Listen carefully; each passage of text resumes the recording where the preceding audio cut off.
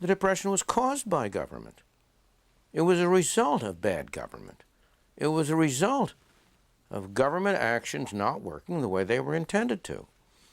The Federal Reserve System was established in 1914 for the purpose of preventing things like the Great Depression. And yet, its existence was responsible, in my opinion, for the depth of the Depression. So that you cannot look at the after effect without looking at what came before. Given that you made the terrible mistakes that led to the Great Depression, I have never criticized the remedial actions that were taken immediately thereafter to help the people who were so badly hurt. That was a desirable thing, and it was a reaction to it. The bad things about the New Deal were not those. The bad things about the New Deal was not Works Progress Administration, which offered temporary jobs, the Civilian Conservation Corps. That was not the bad things. Those were good things. The bad things about the New Deal were the more permanent changes it introduced in the institutions of the country. One of them has recently come home to roost in the Federal Savings and Loan Insurance Corporation. That's a strict New Deal consequence. That was established. Well, why was it established? If a private organization makes a mistake, does things badly, it will lose money and it will have to go out of business. If a public organization does things badly and governmental organization does things badly and makes bad mistakes, it will be expanded. It will be expanded because they'll say, well, it's all because we just didn't have enough resources to it, or else it will be left to stand, and another organization will be set up to do what it was supposed to do. That is this case. The Federal Reserve System was established to prevent the bank runs and bank failures that happened during the Great Depression. But they made it worse, much worse, by not doing what they were setting up to do. They were supposed to provide liquidity, and instead they reduced liquidity. The quantity of money in the United States fell by a third between 1929 and 1933. The Federal Reserve System at all times during that period had the power to prevent that decline. And it was established for the purpose of preventing that from happening.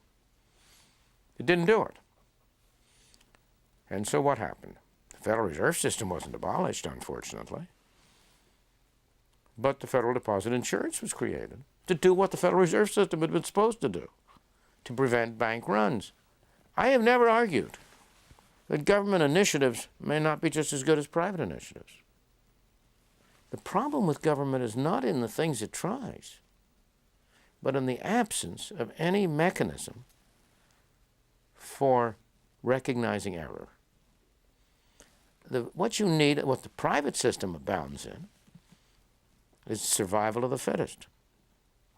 What the governmental system abounds in is expansion of the mistakes. And there's no mechanism for eliminating governmental agencies which either have no longer are needed or have behaved perversely. If you try to think back and ask yourself, how many government agencies can you think of that have ever been abolished? I thought you could count those on the fingers of one hand. One of the government agencies that was abolished was there once existed a system of postal savings where the post offices held savings. How come it became abolished? Because when it was passed, the law was passed, it was passed that it could not pay, that it was limited to paying interest of a maximum of 2%. Now, during the Great Depression, that was wonderful because it was safe. And postal savings deposits expanded and became very large. During the later 30s, and particularly after the war, when interest rates started going up way above 2%, everybody took their money out of the postal savings. There was no more money in there, and it was allowed to die. Now, that's one of the very few examples of a government agency that has been eliminated. Can you name any others?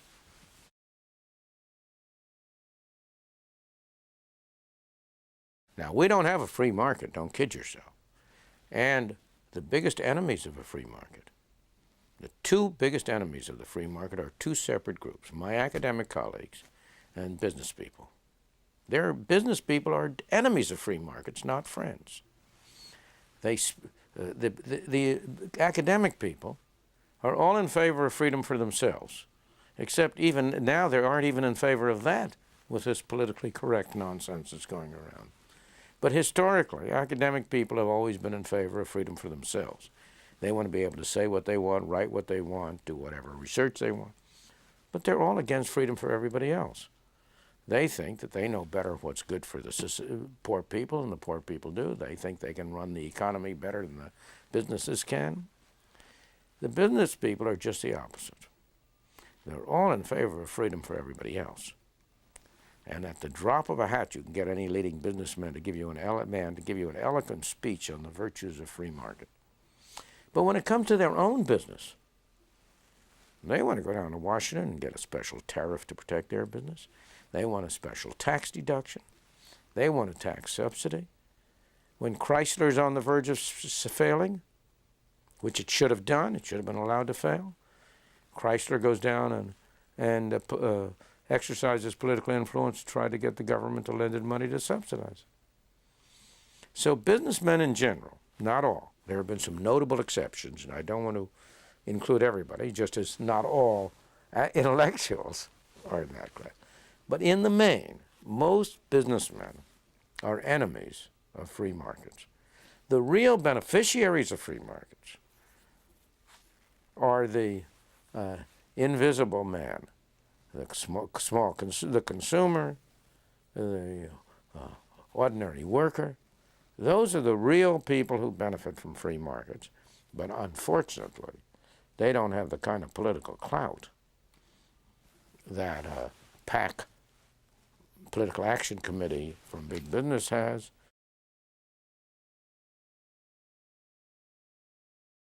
One of the great economists of the 19th century was Alfred Marshall.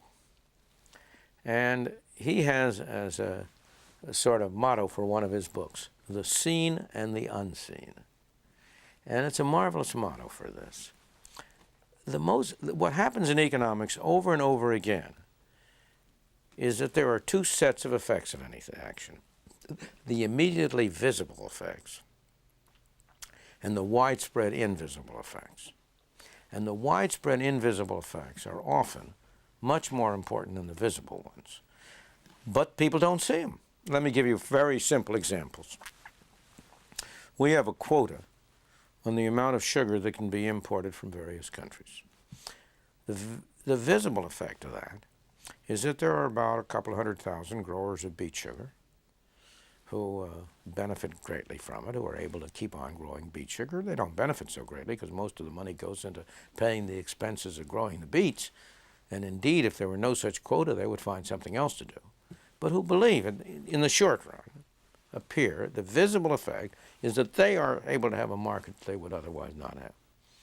The invisible effect is that every consumer in the United States pays twice as much for the sugar he or she buys as the world price. Now, you're a consumer. How much attention do you pay to the fact that you pay twice as much for sugar as you ought to? Is the fact that you pay twice as much for sugar as you ought to going to lead you to go down to Washington to testify against the sugar quota?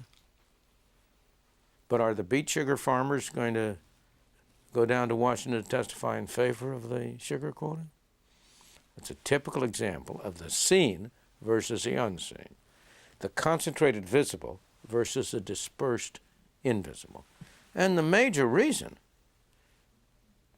why roughly half the income of this country is controlled by governmental agencies instead of by the people who earn it is because of this contrast between the visible and the invisible. We talk about this, about a majority government. It is a majority government, but it's a very funny kind of a majority. It's a majority made up of a whole bunch of minorities. You've got 1/10 of 1% of the people who are beet sugar growers. They're part of this majority. You've got another 0.2%, maybe 1 or 2% of the people who are in the textile industry. And they make us pay twice the world price for shirts and for other things because of textile tariffs and textile agreement around the world. And so down the line, you've got all these special interests. You've got labor unions, you've got these and those. Each one separately is a little minority. But they all get together. Each minority is more interested in its own little problem than in what happens for the rest of the country, and so it's willing to give its vote to the other things. If they'll give it, it's a case of log rolling. So what we have is a log rolling majority in which the majority of the people are not in fact represented. Is there any doubt in your mind? Suppose you were able to get an effective poll from the people at large on this question. The government imposes quotas on the import of sugar. The result of that is that X thousand farmers are able to grow beet sugar who otherwise would not, and that you are paying twice the world price for sugar. Are you in favor of this? Is there any doubt in your mind that a majority would say they're opposed to it? Let me give you another example which is much more important and much more dramatic. Of course, the most socialized industry in the United States is the military.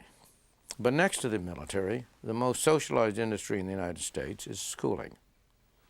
9 out of 10 of youngsters, leave for a moment the colleges and universities aside, although it's true for them too. But let's stick to elementary and secondary schooling.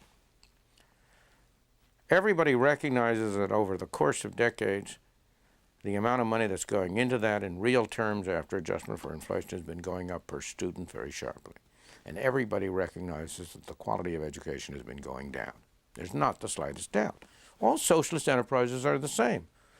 If you take them in Europe, whether you take them in Russia, in Poland, in Czechoslovakia, or in the United States, socialized enterprises produce poor quality products at high prices but confer special benefits on small groups. That's a characteristic.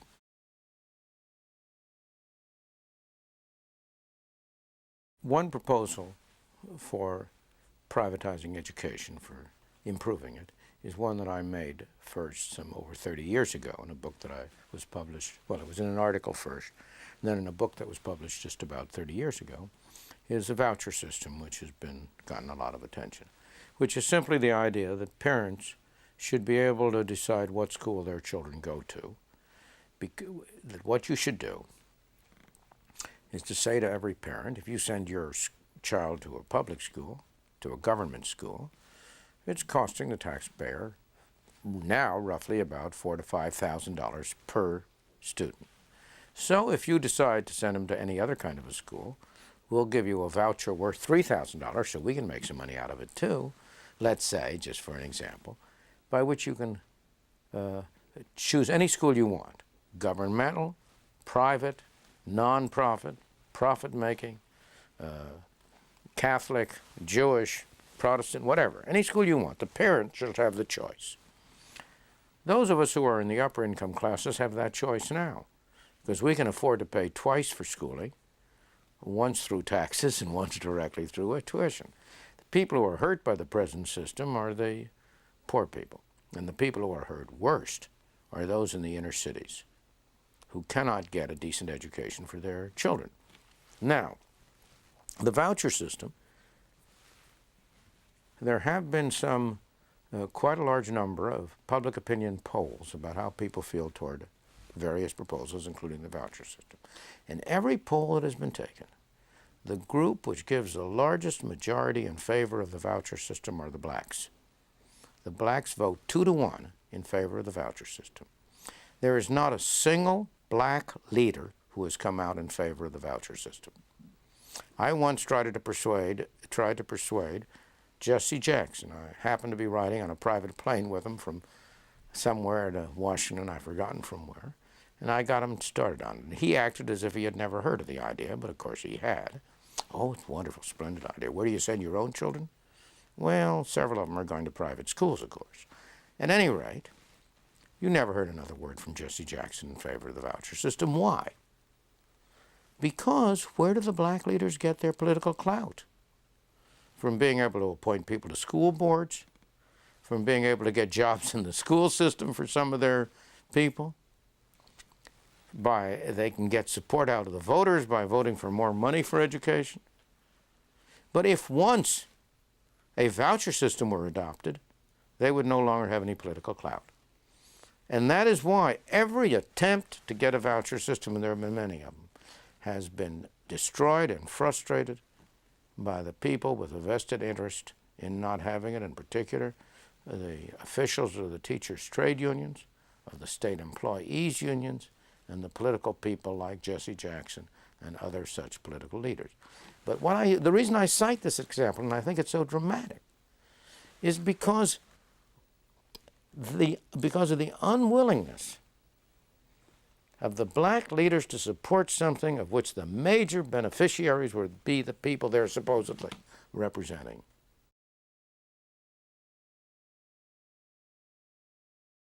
There's a pot of money there in every one of these cases. And just as bees will go to honey, people will go to a pot of money. And the people who will be most effective in getting control of that pot of money are people who are trying to grab it for themselves rather than people who are trying to spend it on behalf of somebody else. Everybody wants to spend somebody else's money, and nobody spends somebody else's money as carefully as he spends his own. That's a fundamental principle. There's only one way, in my opinion, in which you can exercise control over this process, and that's by effective constitutional limitation backed by public opinion. If it's not backed by public opinion, it will do no good. We have free speech because of the First Amendment of the Constitution. I would be, in our book, Free to Choose, we listed the amendments we would like to see in the Constitution. They're much broader than that. Such as that Congress shall make no laws prohibiting any trades between consenting individuals with respect to goods that it's legal to trade. Now, that would eliminate all tariffs. It would eliminate the sugar quota. That you may not see offhand that it would, but it would if you think about it a little, because individuals include foreign individuals and not only domestic individuals. So no, I would really like much broader constitutional limitations than just a limitation on and there are many other things you can think of. For example, you might have a constitutional amendment that nobody can be elected to Congress and Senate unless he's more than 60 years of age. That would eliminate the possibility of people being elected to Congress in order to be able to get benefits after they leave Congress. You see, that's the defect. I happen to be in favor of term limitation proposals simply because maybe that's a possible thing you can get. But the defect of term limitation proposals is you have young people who enter Congress and they're limited to 12 years. They'll use those 12 years to get brownie points with people on the outside who will give them a job later. So it would be much more effective to limit the legislature to people or to make it a part-time job or an unpaid job. Anyway, there are lots of solutions. I'm not going to go through the solutions here. Our books, Free to Choose, and earlier one, Capitalism and Freedom, are much better from that point of view than what I can say here. But what I will say, you will not solve these problems by taking them up on a one-by-one basis. You will never get rid of the sugar quotas by having sugar consumers testify against them. You might get a constitutional amendment that there shall be no tariffs or other interferences with foreign trade, which lumps everything together so people can see that they have a real interest in it. But if you try to do it piece by piece, you'll get killed every time.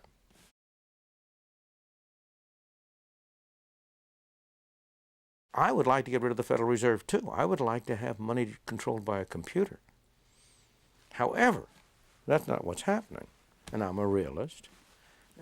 You're going to have a Federal Reserve System, and therefore it's relevant to ask, given that there is a Federal Reserve System, even though it would be a better world if we could get rid of them, how should Federal Reserve operate? So I have been concerned with monetary policy by trying to see how to make it less harmful than it is likely to be. I don't want to say that government, it's necessary. There are certain things that it is essential for government to do. I'm not an anarchist. I believe in a government, but a limited government.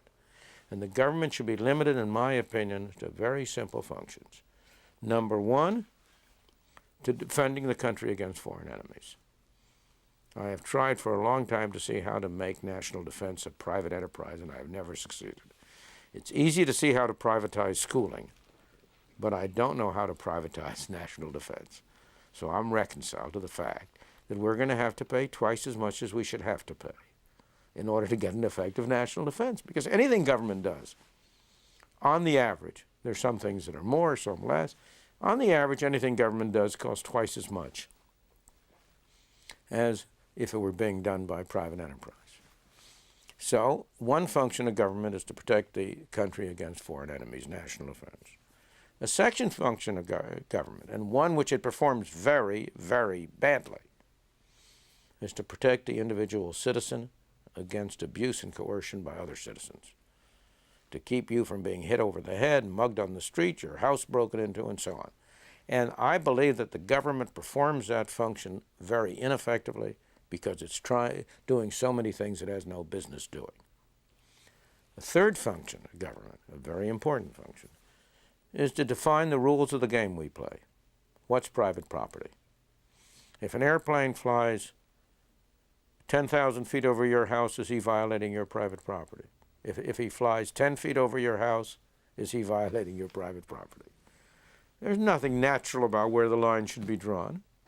So we have to have some mechanism for making the rules about that, and that is an appropriate government function. And fourth, it's appropriate for government to provide a mechanism for adjudicating disputes about the meaning of those rules, a judicial system. Those are the four essential functions of government, in my opinion, and those are the only functions that are essential. There may be some other areas in which, if you started with nothing more than that, government might conceivably do more good than harm. But from where you are now, if you could only move back in that direction, it would be marvelous. There's no way you're going to do it. The best you can hope for is that you can hold down government, keep it where it is, and let the private economy expand so that government becomes a smaller and smaller fraction of it. And even that is a very optimistic expectation, though it's possible. But going back to monetary policy, what is monetary policy concerned with? It's concerned fundamentally with what happens to the quantity of money. What's money? There's no natural definition of money. The first thing, money is whatever you use to engage in transactions, whatever it is that people are willing to accept. Not because they want it, but because they know that somebody else will accept it in return for something they want. And you know, in the history of the world, you can hardly name a commodity that has not been used as money at one time or another. There's an island in the Pacific which uses great big stones as money, the island of Yap. There are parts of Africa and India which for many centuries used cowrie shells, little shells that you pick up on the beach, as money. The colonies, Virginia and North Carolina and so on, those southern group colonies, for many years used tobacco as money. But of course, the thing that has mostly been used as money historically have been silver and gold as metals. But we've gotten beyond that, and now we use pieces of paper as money. The pieces of paper in your pocket, the equivalent of those are deposits you have in your bank on which you think you can write checks and other people will accept your checks, or you can go down to an ATM and withdraw some cash. So that the sum of the paper you carry around in your pocket and in one or another class of deposits, and there are very different classes, is money. And the question is, who determines how much money there is? And the answer is, in our present system, there are 19 people who sit around a table in Washington once every 2 weeks who have the power, the unlimited power, to double the quantity of money over the next year or to cut it in half over the next year. Those 19 people are the 7 members of the Federal Reserve Board and the 12 presidents of the Federal Reserve Banks, of the regional Federal Reserve Banks. Only 5 of those 12 presidents have a vote on that open market committee at any time, but all 12 attend every meeting and influence the action that occurs. They have the unquestioned power to do this. And it was the way they exercised that power during the Great Depression that was responsible for the depth of the Depression. It was the way they exercised that power during the 1970s that was responsible for the inflation during the 1970s, and is fundamentally responsible for the savings and loan debacle. So how they exercise that power makes an enormous amount of difference. And in my opinion, I shouldn't say opinion, because I have spent much of my life studying this. I've written or co-authored a series of books dealing with a major book dealing with the monetary history of the United States and others. So this is an opinion, but it's an informed opinion that is based on some evidence and work. The Federal Reserve, over the whole of its existence, has done much more harm than good. Yet, I want to give a tribute to Alan Greenspan, the present chairman of the Federal Reserve.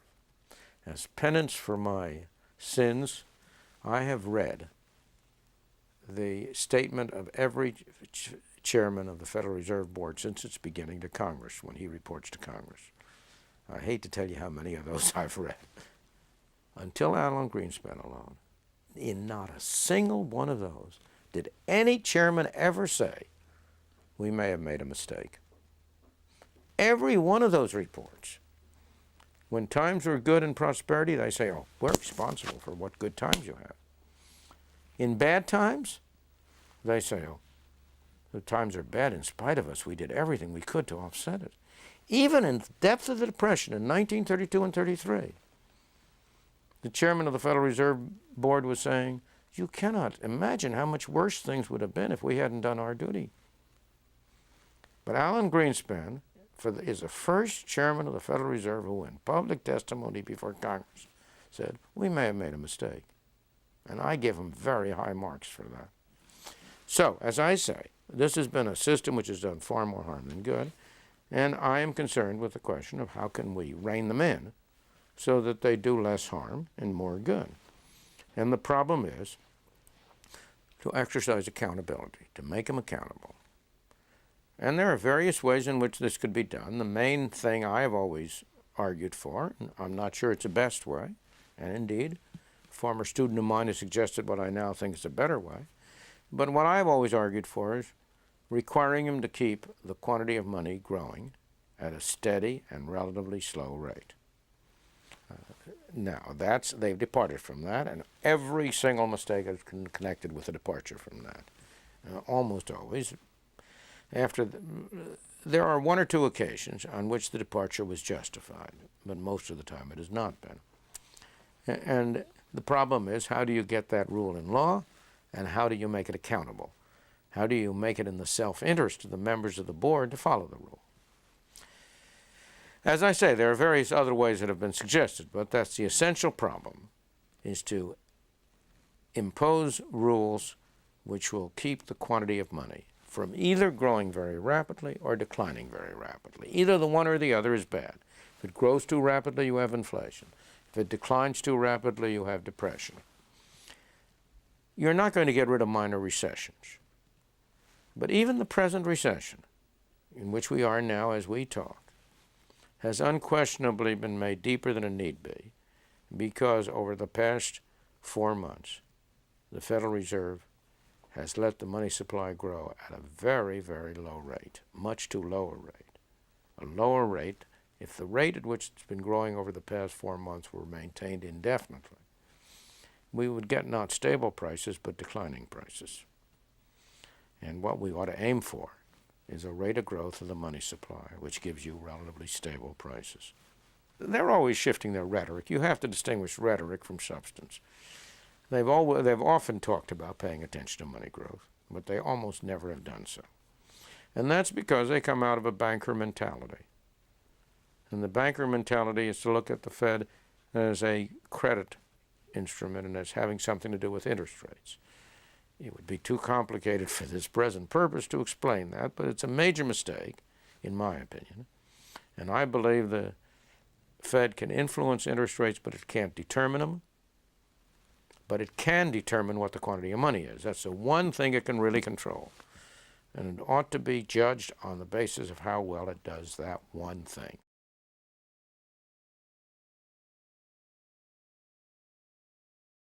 It doesn't have a positive effect on our economic life. It eliminates a negative effect. Fluctuations in the rate of growth of the quantity of money produce uncertainty. They go up, and prices start to go up, and no individual businessman knows whether the price rise is because his product is in more demand and he should reduce it, or because there's more money around and there's going to be general inflation. He won't learn about that for months. And so, let me see if I can describe it in what I think is a proper kind of a metaphor. Consider listening to the radio. The problem that bothers you is static. What matters for the economy is what happens to relative prices and relative demands. What you want is a system under which if people suddenly decided that they want more of one thing and less of another, they want more computers and fewer automobiles. That's reflected in prices, relative prices. The price of computers goes up, the price of automobiles goes down. The producers of computers have an incentive to produce more computers. The producers of automobiles have an incentive to produce fewer automobiles. That's what the price system is like, and that's what it's for. Now, the effect of these fluctuations in the quantity of money is to introduce static into the signals that are coming out from the price system. It's as if when you listen to the radio, somebody is deliberately introducing static into that thing so you can't hear anything very clearly. And that's exactly what these fluctuations in the money supply do. A stable rate of monetary growth would not be a positive good. It would simply set a stable background against which the market could operate, and it would eliminate the static, the uncertainty that these short-term movements introduce.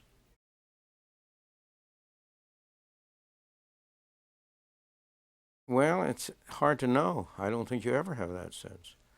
I think when I went off to college, I knew I liked mathematics, and I was pretty good at mathematics.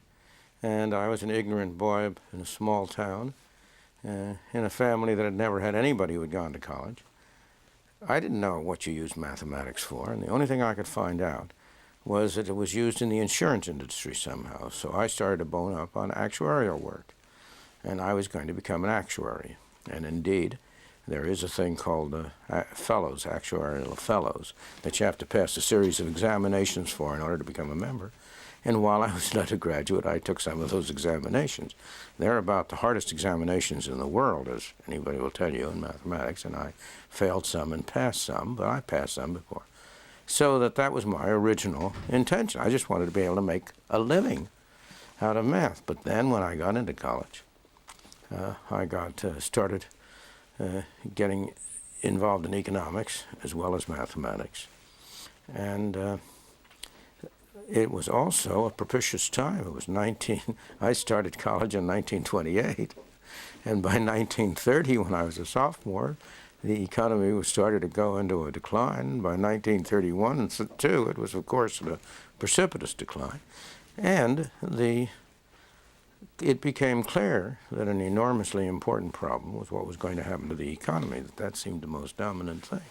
But yet, even when I was a senior, I wasn't sure what I was going to do, partly because I didn't have any money, and I needed to get some help if I was going to go anywhere. And so as it happened, I applied for and received graduate scholarships. In those days, these weren't fellowships. All this paid for was tuition. And I received two, one from Chicago in economics, University of Chicago in economics, and one from Brown University in mathematics. So I had to make up my mind at that point whether I was going to go in the direction of mathematics or in the direction of economics. And what made up my mind for me, of course, was the state of the world. In 1932, with that choice before you, economics seemed most clearly and obviously the most important place where a young man should put his energies. Here was this great paradox of millions of people out of work and millions of people hungry. And you couldn't get the people who needed the goods and services together with the people who were in a position to produce them. So that when I really was faced up to that choice, I really didn't have any doubt. If I hadn't gotten a scholarship from Chicago, I would have had to go to Brown because I couldn't afford. I didn't believe that I could afford to. I had worked my way through college. I had had a tuition scholarship to Rutgers University where I went undergraduate, but I had earned all of the rest of my expenses, and indeed, I graduated with a small kitty, but not enough to have paid even 1/4 a year's tuition, let alone several years. So I had to go where I could get the help, and fortunately, I got a scholarship at Chicago thanks to one of my teachers at Rutgers who had been a University of Chicago student and who was close to some of the faculty people there.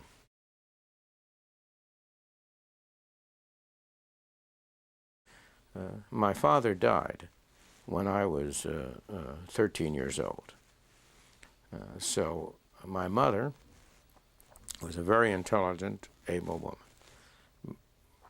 But she was not an intellectual. My father was not an intellectual. Neither one of them had ever gone, well, as a fact, I doubt that either one of them had ever gone through anything beyond elementary. They knew how to read and write, but they were in small private business.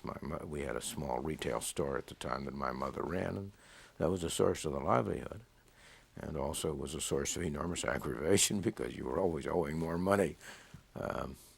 Throughout their whole lives, they never had an income, which if you measured it by today's, what we call a poverty level, which is, in my opinion, a very uncertain and meaningless standard.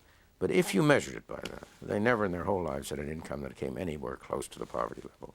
And yet, they never regarded themselves as poor because they were self-sufficient. They might be in difficult economic straits. We never had any great luxuries or anything. But we always had enough to eat. We always were clothed so that we were not a scandal or a shame on the community. And none of us would have said we were poor. We certainly were not rich. And many of the night, early in my life, when I've heard my mother and father stay up at night worrying about where they were going to get the money to pay the bills the next day, and from time to time, they would have to borrow from friends or relatives or something to meet the tax. From time to time, they were what's known as kite checks, that is, write checks for the future that they didn't have any money to pay on, but they expected to get the money by the time they came around. But at the same time, they were hardworking, independent people who always made a living in the sense that I've mentioned. But they were not intellectuals in any way, and it wouldn't have occurred to them to comment on my interest in mathematics or economics because that wouldn't have been meaningful to them. That was not their realm of discourse. Remember, I was a first-generation American, and I think you will find this same experience in many generations. I know it's the same experience my wife and her family, her peers had. Their parents were enormously anxious for them to be educated and schooled. There's no doubt about that. My parents, insofar as they could, would have sacrificed anything to make it possible for me to go to college. Fortunately, as it happened, with the one exception, that's not entirely true.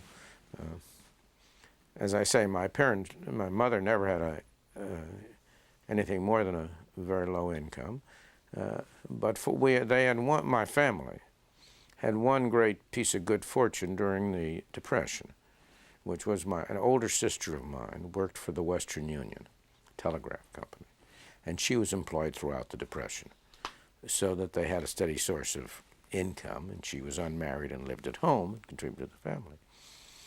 I was able to earn on my own way throughout college, and as I say, ended up with a little kitty. But the only year I was really in trouble was my first year of graduate study at Chicago. And I was, fortunately, I borrowed money from my mother and my sister that I was later able to repay, $100 or something like that. It's not a great amount. So that, fortunately, they weren't put to the test. But I know the same thing was true of my wife's parents. My wife's brother, who became a very important economist, and director, was himself an immigrant to this country. One of these remarkable stories, like Arthur Burns. Arthur Burns the same. Arthur Burns came over to the United States at the age of 10 or 12. I think, 12. He came from Austria. And by the time he was 23, he had gone through, not speaking a word of English, of course. By the time he was about 23, he had gone through elementary school, high school, and graduated from college, and a member of Phi Beta Kappa, and so on. And the same thing with my brother-in-law, Aaron. He came about the age of 12, not speaking a word of English, and in 10 years, he was a graduate of Yale. And without any, his mother would occasionally send him $5 or $10 because that's all she could scrape up, but the rest of it he had to earn on his own. And so did I. This idea that's present now, that somehow or other it is necessary to have great government subsidies to enable people to go to college, is not true. At no time, and our own experiences show it, has it been impossible for people who had the requisite desire and ambition, were willing to work hard. At no time was it impossible for them to get through college. Scholarships for tuition, for paying the cost, those all are very helpful and I think are very desirable.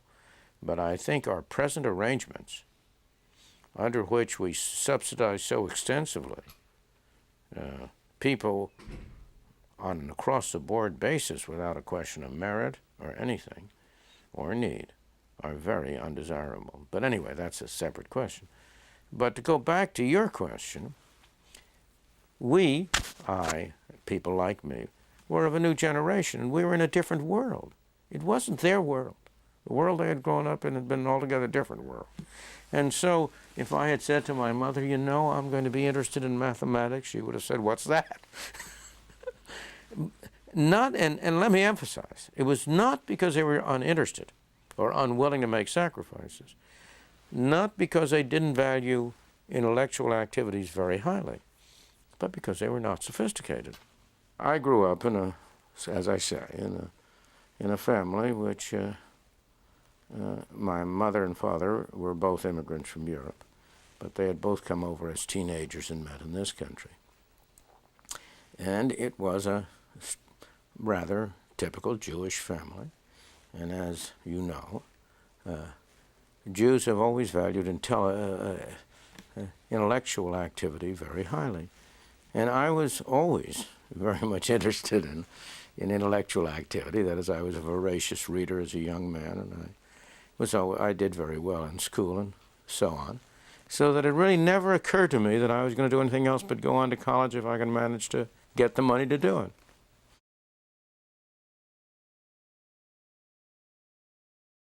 Every kind. Fiction, mostly fiction, of course. That's what I think young people, young kids, I shouldn't say young people, children,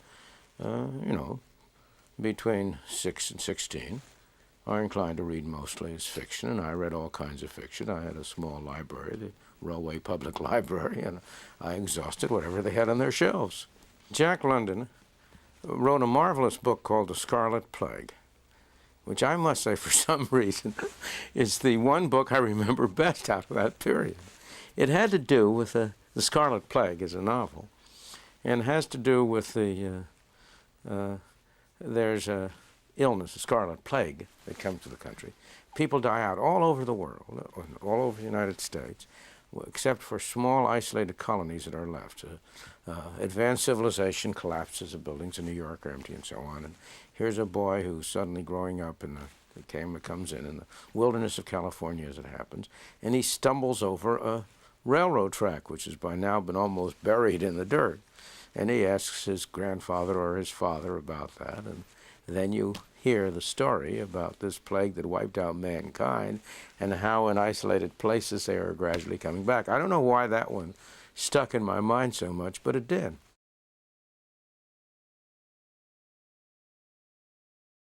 One of them was an early conflict over religious beliefs, internally, not externally. My parents were Orthodox Jews, but they weren't fanatic about it. They weren't. They observed the dietary laws and so on, but there was nothing fanatic about it. They weren't, but I was. And in my early years, I was fanatic about it. If this was right, if this was a religion, you should do what you had to do. And so I was scrupulous be at about the age of 11 or 12, maybe 13.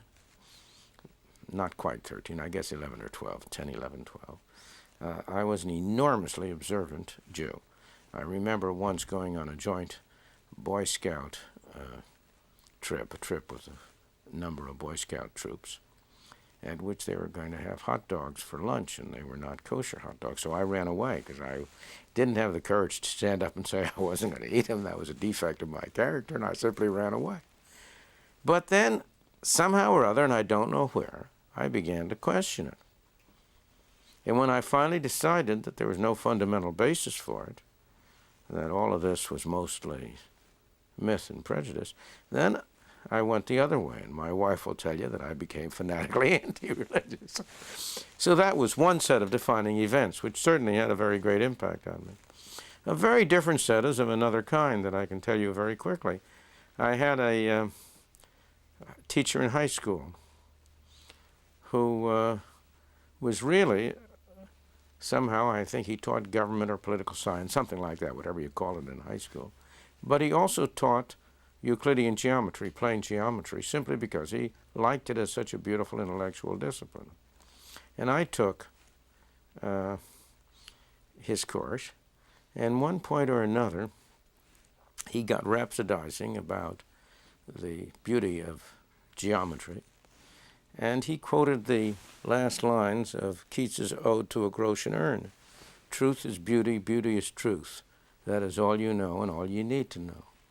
And those two lines stuck with me. I was about probably 12 or 13 at the time, and they have stuck with me ever since because they so much reflected the sort of feeling I had about the geometry as well, and about mathematics in general, that its appeal is one of beauty, kind of an intellectual purity and beauty. Now, that was I'm sure that was what drove me in the direction of thinking I wanted to make mathematics my lifetime work.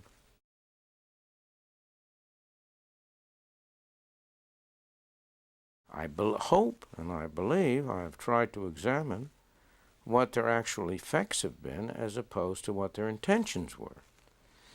That is to say, I think that the great problem in so many of these areas is to distinguish between rhetoric and substance. There's, as you very well know, there's a famous saying that the road to hell is paved with good intentions. And that's the case. Almost all government programs are started with good intentions. But when you look at what they actually achieve, there's a general rule. Almost every such program has results that are the opposite of the intentions of the well-meaning people who originally backed it. I say well-meaning because in every such case, there are people who are doing it because they believe it would be good for the country. Unless you have some people like that, it's hard to get anything through. On the other hand, it's also hard to get through unless there's a core of people who can see how they personally can benefit from having that policy put into effect. And in some cases, the results, not in all, but in some cases, the results do coincide with their expectations. But they're almost always the opposite of the intentions of the well-meaning people. Now, I don't believe that's a general skepticism about everything. I think that's rather, the old American saying, I'm from Missouri, show me. I don't want to go ahead on promises.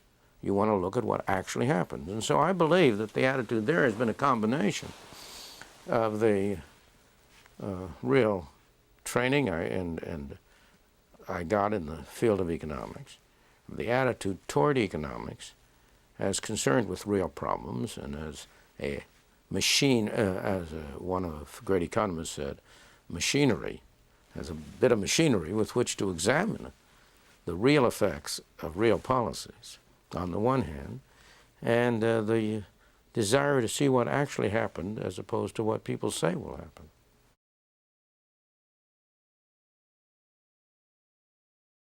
This one man I mentioned who taught plane geometry did have that influence, and there were a number of other high school teachers. One who taught Latin, as a matter of fact, which I never became very expert in, but I did take. who happened to be a very young man who had just recently graduated from college and who for that reason was closer to the high school students under him. And somehow or other he, I think, had a real influence on me in encouraging me to go ahead and try to go on to college, to become more educated, more trained. But in high school, those are about the only people I can really think of during the, as it were, before I went on to college. Now, once I went on to college, there were some other people who had some very great and real influence on me. During my undergraduate college people, there are two people who stick out, who unquestionably had a major influence on them. One of them was Arthur Burns, who later on became the chairman of the Federal Reserve Board and still later ambassador to Germany, and was a very important politician. Not politician, I'm sorry, he wasn't ever a politician, but he was a very important influence in the political area. He was chairman of the Council of Economic Advisors under President Eisenhower. He was a close advisor of President Nixon. He was President Nixon appointed him chairman of the Federal Reserve Board, and President Ford, I guess, reappointed him. And as I say, subsequently, under President Reagan, he was ambassador to Germany, so he was a very strong influence. But my association with him was long before those times, and he was a very relatively young man when I was an undergraduate. In fact, he was just in the process of trying to complete his doctoral dissertation at Columbia. And I would say one of the most important, most valuable courses I ever took in my life was a course I had with Arthur.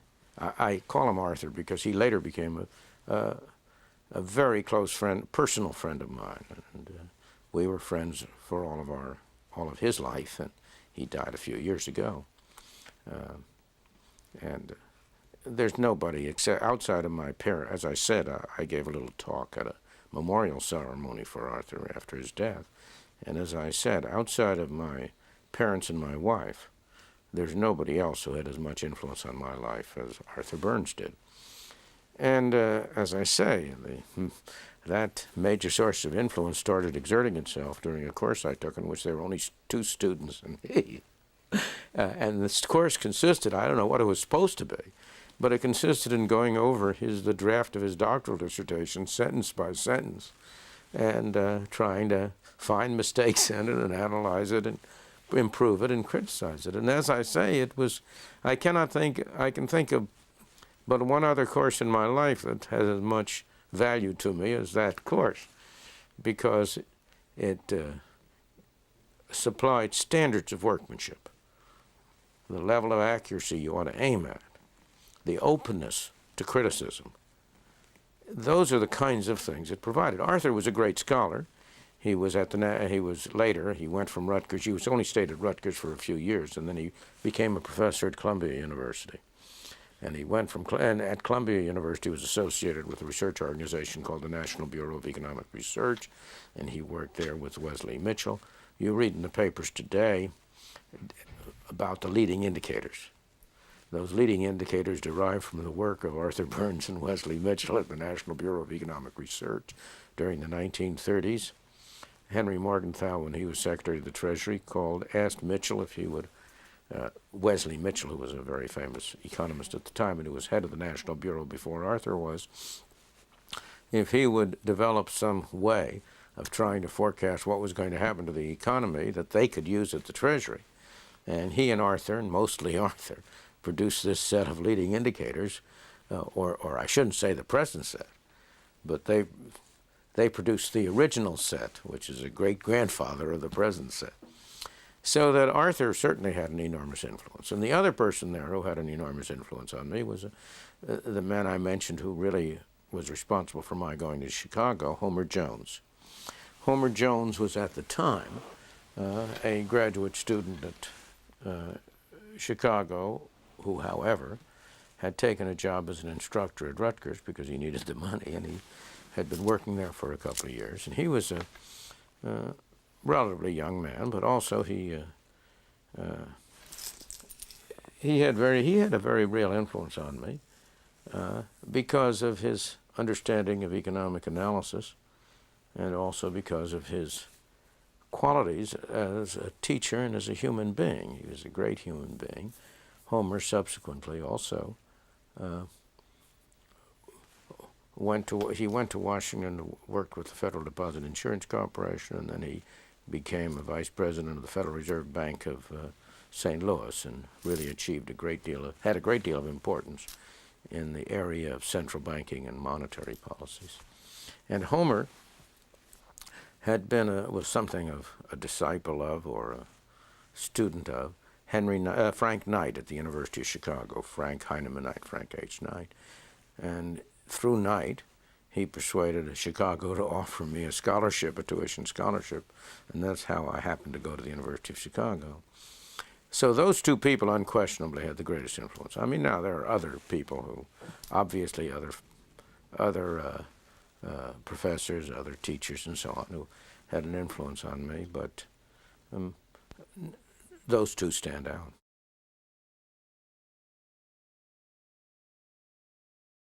People grossly underestimate the role of luck and chance in people's lives. Let me illustrate it. If the United States in the 1880s and 1890s had had the kind of laws it has now, my parents would never have been able to come to the United States. They would not have gotten visas. They would not have gotten in there. If they had met and gotten married, they would have been in where they came from, an area, well, in their lifetime, it was, or when they left it, it was Hungary, Austro-Hungary. It was Carpatho-Ruthenia. It later was at the tail eastern end of the in-between wars Czechoslovakia, and it's currently a province of Russia. So that if they had been unable to come to the United States, if they had stayed there and gotten married there, and I was born and all that, I'd now be a citizen of Russia. Pure chance. I had nothing to do with it. One point after another, pure chance. If Homer Jones hadn't happened to be teaching at Rutgers at the time I went there, I never would have had the opportunity to go to Chicago. I would certainly not have become an economist. I would probably have become an applied mathematician. I don't know what I would have done in that area. And so it goes. Pure chance plays an enormous role in the lives of all of us. Now, I don't mean to say that everything is due to chance. Certainly it is not. Certainly character matters. Certainly whether people are willing to work hard. Certainly pure IQ matters. And that's a matter of chance too. Pure random chance of which half of which parent's genes you happen to get. So that character, intelligence, and so on matter. But I think accident matters an enormous amount. Whether people happen to be in the right place at the right time, whether people happen to get hit by an automobile, there are all sorts of things. I think the most important single thing on people's success is whether they're lucky enough to be able to earn their living at doing something that if they could afford to, they would do without any pay. I think the most unlucky people in the world are those who have to earn their living by doing something in which they would not voluntarily work overtime. Now, millions of people have to do that. They are the most unluckiest people. And the luckiest people are people like myself, who by accident are able to earn their living by doing something that if they could afford to, they would do without getting paid. If you don't really want to work overtime at a job, you shouldn't have that job.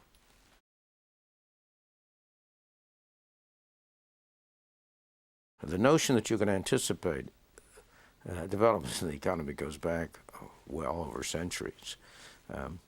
In the 19th century, William Stanley Jevons, an economist at that time, who was one of the pioneers in economic statistics, but also an economic theorist, he developed an idea which people tend to laugh at, but which had some point to it, that the business cycles, oh, let me go back. Business cycles, ups and downs and fluctuations, go all the way back hundreds of years. And they were studied very seriously in the 19th century by quite a number of people. He developed the idea that they were linked to the cycle in sunspots. Astronomers and people concerned with that kind of discipline had developed the notion that sunspots went in about a 10-year cycle. And as it happened, the economic cycle was also a 10-year cycle. And while people think, oh, well, that's just mythology, it's nothing of the kind. His theory was that the sunspots influenced the weather influenced agricultural productivity and output, and since at the time agriculture was a dominant industry worldwide, it wasn't foolish to think that you might, through that mechanism, have an influence from the sunspots on the economic cycle. And so he had a way of trying to forecast the cycle through the sunspots. And then in the 1920s, for coming back closer, there was a group at Harvard which published a bulletin devoted entirely, almost entirely, to trying to analyze and forecasting the movements of the economic cycle. There were the people at the Federal Reserve System was established in 1914, and certainly had quite a research division, and the members of that research division during the 1930s were trying to do it now. And then, to cap it all, Wesley Mitchell, whom I mentioned, had written his major work, really his major lifetime work, was a book that was published in 1913 on business cycles, which was an attempt to analyze what business cycles, and that was what led to the creation of the National Bureau of Economic Research, which Wesley Mitchell was one of the founders of in New York in exact date I can't tell you, 1919, 2021. And the National Bureau were the first people who produced estimates of, well, I shouldn't say they were the first people, there were earlier, but the first systematic studies of national income, and it was devoted largely to the study of business cycles from its very beginning. And they were called down to Washington by Morgenthau precisely because of Wesley Mitchell's background in this whole area. He would at the time have been regarded as the world's greatest authority on business cycles. But it was just that the Treasury wanted something that it could use and it could look at. That's where the leading indicators were born. The idea of the leading indicators would be that, first of all, it would be relatively easy to calculate and simple to get, so you wouldn't have to have a great panoply of scholars studying a whole series of industries. Second, that the data were fairly readily available. And third, that you could select out some series which had some economic activities which had the property that they tended to move very early in the cycle. We call them the leading indicators. But as a matter of fact, there are three sets of indicators. There are the leading indicators, the coincident indicators, and the lagging indicators. Series that move early in the cycle, series that move contemporaneously with the cycle, and series that move late in the cycle. For example, in general, historically, what happens to inventories and what happens to the quantity of money both tend to move early in the cycle and are both in leading indicators. What happens to unemployment tends to come late. Unemployment continues to go down until after the cyclical peak has been reached. It doesn't start to go up until after the trough has been reached. It's late. It doesn't start to go down until after the trough is reached. So unemployment is one of the lagging indicators. So you have these three sets, and the idea was that the leading indicators would give you some idea that maybe there was trouble ahead. The coincident indicators would confirm it, and the lagging indicators would confirm it even more strongly.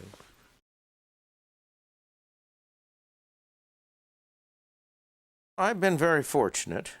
I've had setbacks, but I've had no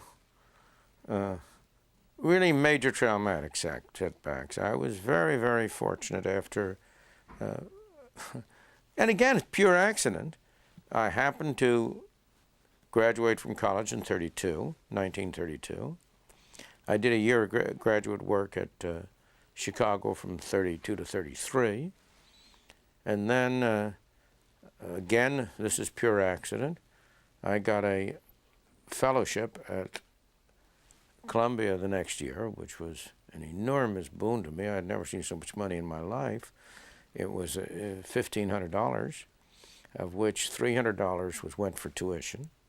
Out of the other $1,500, I paid back the debts I had accumulated the next year, the prior year. And at the end, I saw more Broadway shows that year than I ever have in my life in 1 year.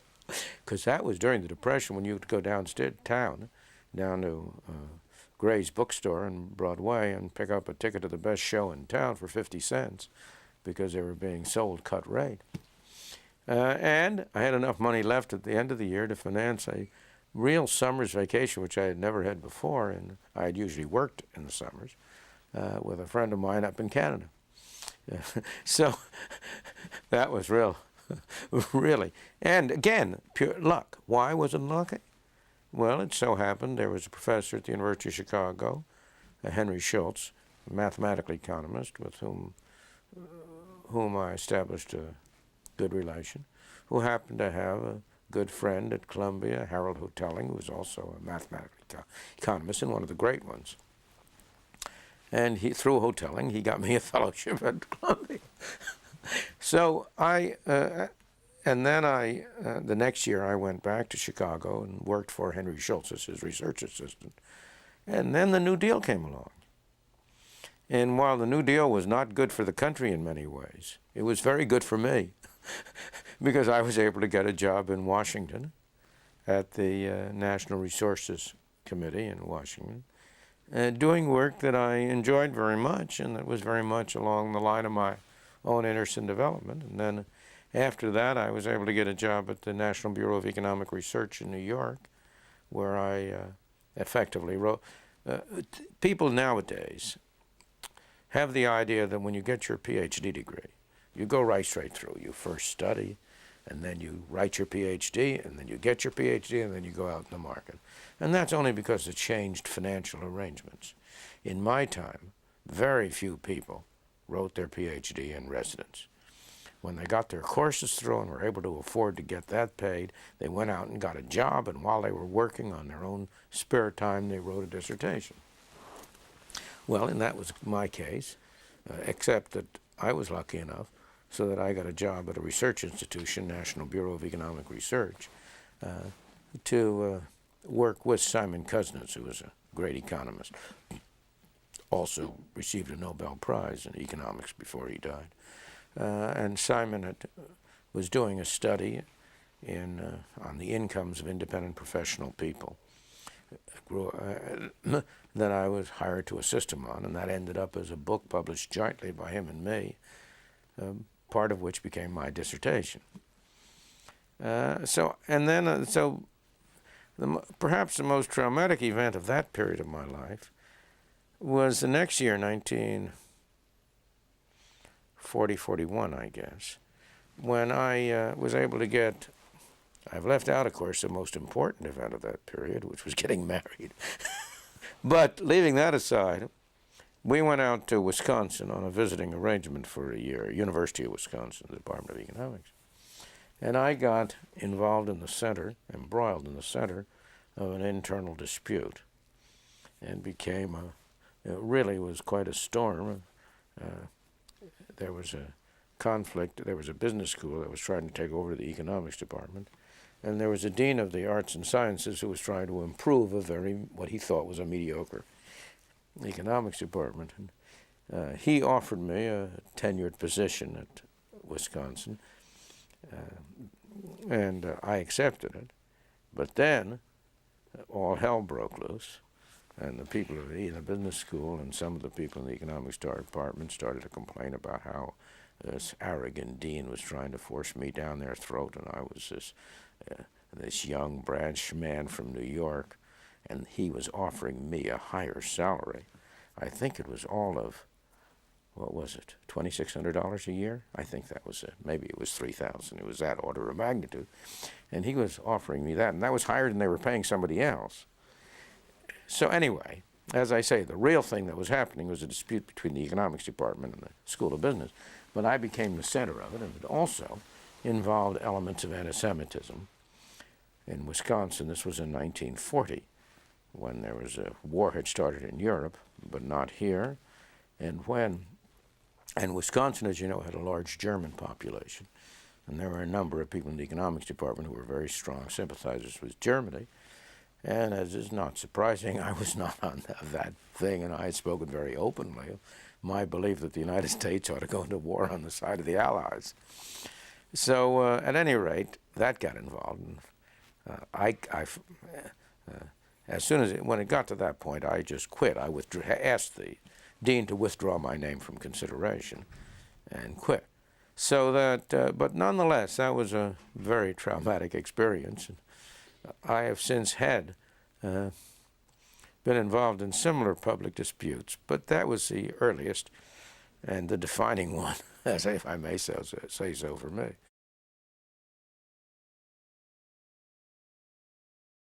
I had been lucky. I had grown up in a small town, Rahway, New Jersey, where there were about 100 Jewish families, and I had never encountered any real anti-Semitism. I was very much impressed when I went to New York, when I went to Columbia, where many of my some, not all, but there were Jewish fellow graduate students who became friends of mine. And I was very much impressed that they were much more sensitive to that issue than I was. Again, because of the accident, and in the small town I grew up in, I never really felt any anti-Semitism, anything, as I say. I may have imposed things on myself because of my own religious beliefs, but I was never discriminated against that I could see in any way. And similarly, I had that same experience in college. I never felt it. In Chicago, I never felt it. The first time I really became aware that this was a major problem was when I went to Columbia, met students who had grown up in New York, where a third of the population was Jewish, where this was a very serious and real issue, so that I didn't regard the anti-Semitism as a key issue in the Wisconsin thing, and that didn't really affect me very greatly. It just happened to be one of the aspects of it that was very unpleasant. That was the thing about it. For the rest, it was my introduction to academic politics, and it was very valuable to me. You know, there are no politics that are as dirty as academic politics, and the reason is very simple. If you fight over very little, the only pleasure in it is in the fight and not in what you get. It's really amazing. Consider any academic department of anything. One of the members wins a lottery ticket for $1 million. His fellow colleagues will come around and pat him on his back and tell him how lucky he is, and they'll be envious, but there'll be no malice in it. The same colleague, because he happens to get an offer from another university or for whatever reason, he gets a raise of $500 above the other people. All hell breaks loose. There's malice.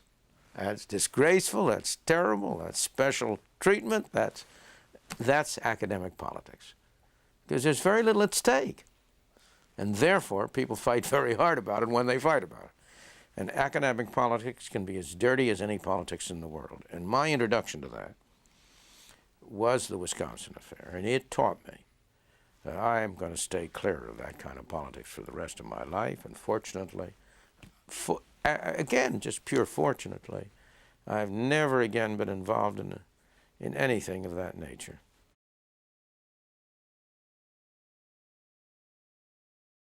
Undoubtedly, my parents to begin with, and undoubtedly my wife, of course. We met at the University of Chicago as graduate students. She was studying economics as I was. We both came to the same course, and this is I mentioned earlier that there was one other course in my life that I thought had a similar influence to me, as did Arthur Burns's course, and that was this particular course. First one I took, first quarter at the University of Chicago, a course in pure economic theory with Jacob Viner, a great teacher. And Rose, my wife, and I were both in that same class, and Professor Viner, in order to get to know his students, seated them alphabetically. Her name began with D and mine with F, so we were seated next to one another. See how luck plays a role? But that was our first meeting, and we were married 6 years later. We've been married for 52 years since then, and there's no question that she's had the greatest personal influence on my life.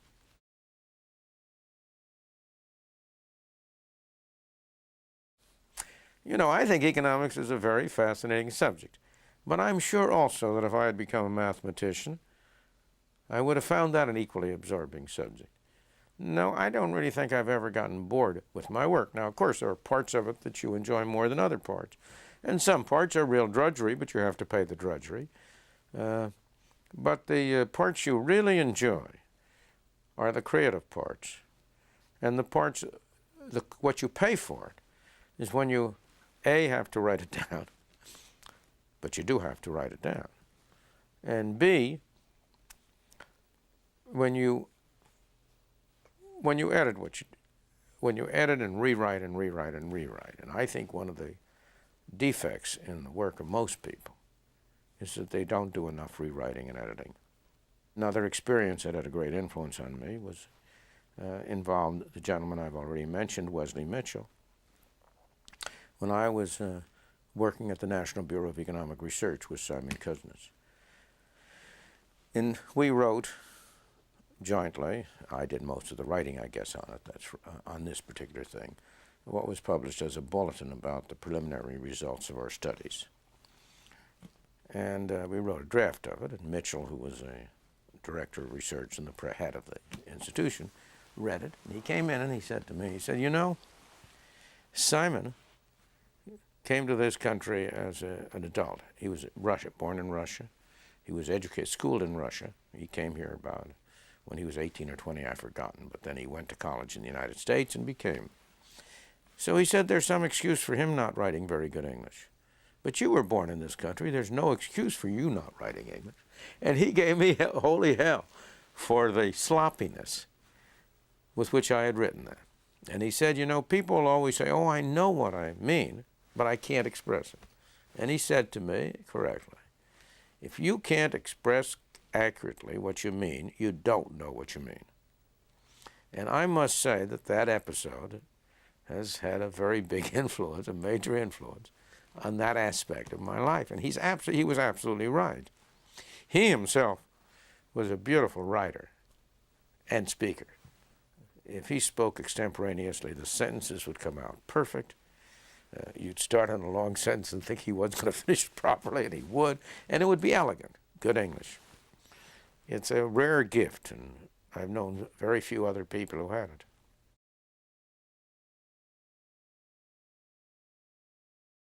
I play tennis. I ski. That's not a full-time hobby, obviously. That only happens sporadically. And I didn't begin that until I was age 40. And walk.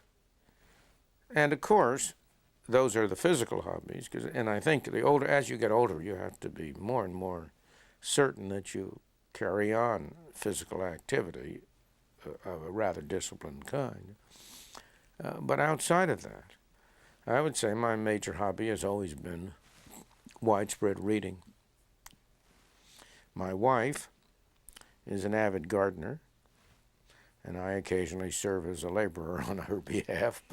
And I am a kind of an amateur carpenter. I have a workshop, and I work with wood, and I build things, and so on. My wife's brother-in-law, whom we've always been close to, and who also has had a great influence on me. And Aaron was a really he's now very old. He's 10 years older than I am, but he's still fortunately alive. But Aaron was a really good cabinet worker. And so he and I jointly, and a third person in Chicago, I guess 3 of us together, jointly made a whole bunch of walnut couches, long couches that are really beautiful objects and very comfortable and very nice. And there is great satisfaction in sitting on them. And I've made lots of other things on my own, of course, also. But I've really had a schizophrenic kind of a life. And because one part of my life has been purely what I would call relatively purely scientific, positive, non-ideological, concerned with trying to understand how the world works. And another part of my activity, which began fairly late, so far as my life career is concerned, has been trying to influence public policy. That's been ideological, concerned not simply with abstract ideas, but also with values. That's a course. It's a second part of my life which has received more public attention, for which, if you ask people about me, they probably know, more people will know about that aspect of my life. But it has been sort of, you ask my hobby, that's sort of been a hobby of mine, as it were, an avocation. My real vocation has been scientific economics, positive economics. People get a great misconception about economics. They think, oh, what the devil? If there are two economists in a room, they have three ideas. That's wrong. On the great bulk of issues, most economists agree. But you don't talk about the things you agree about.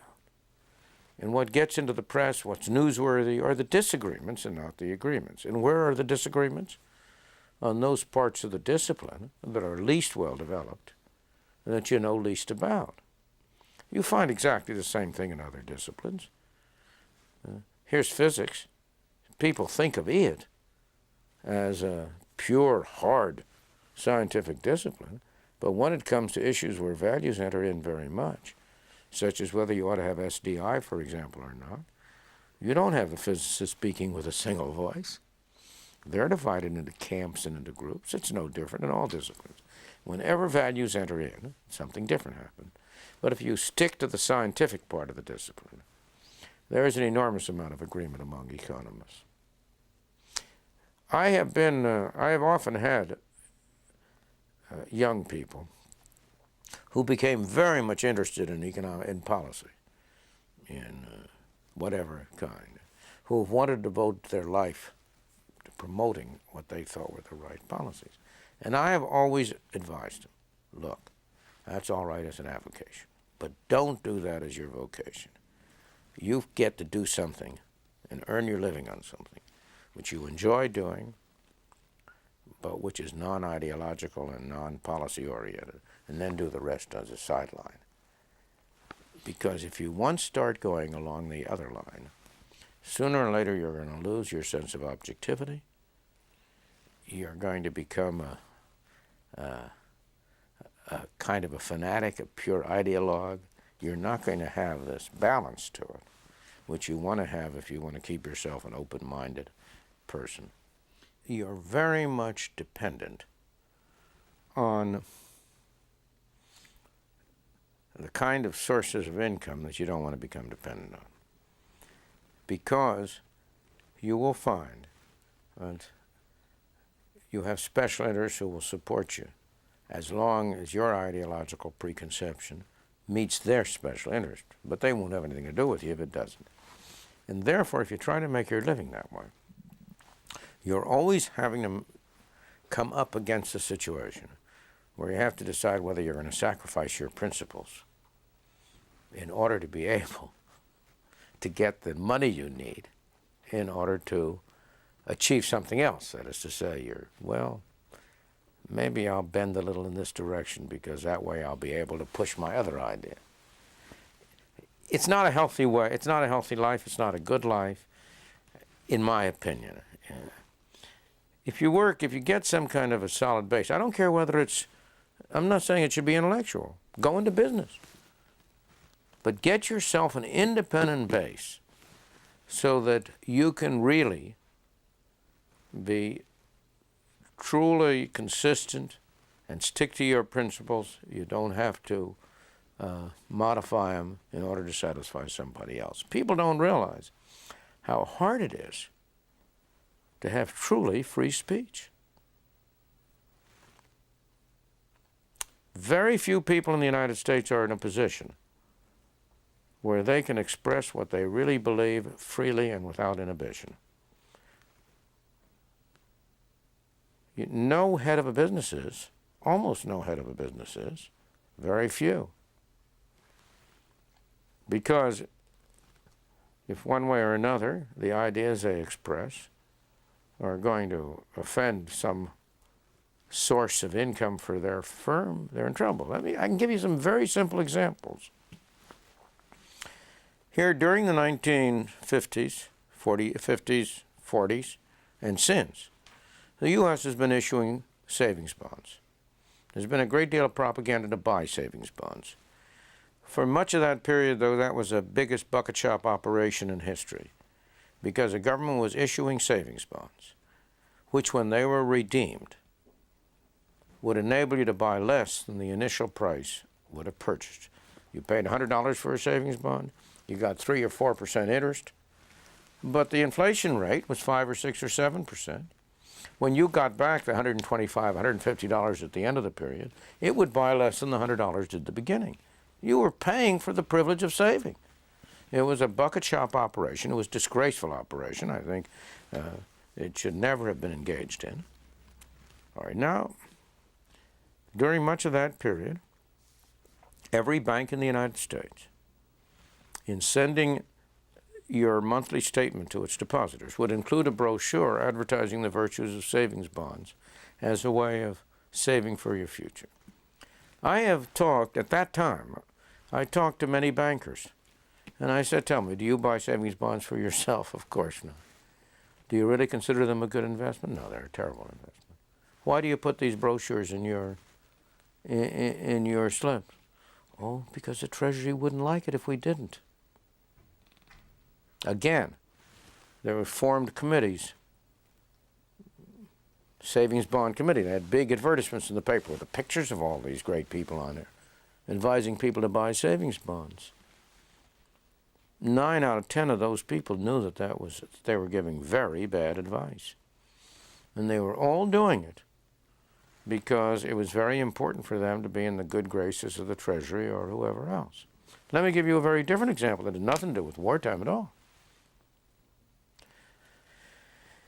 We're heading toward socialized medicine. You're a professor in a medical school. Your medical school is receiving 2/3 of its income from the U.S. government. You believe that you ought to have strictly private medicine. Would it be easy for you to get up and say that? Not at all. It'd be very, very difficult. I've often said that the only people who have real honest-to-God freedom of speech are tenured professors on the verge of retirement, or who have already retired and have an independent income, like myself.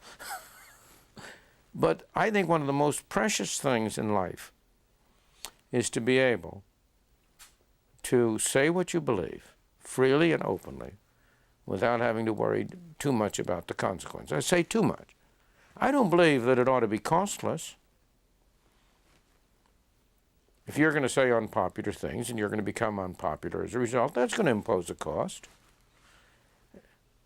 And sometimes maybe you won't be willing to bear it. But there ought to be no, so to speak, artificial costs or artificial limitations on you. But yet there are on most people.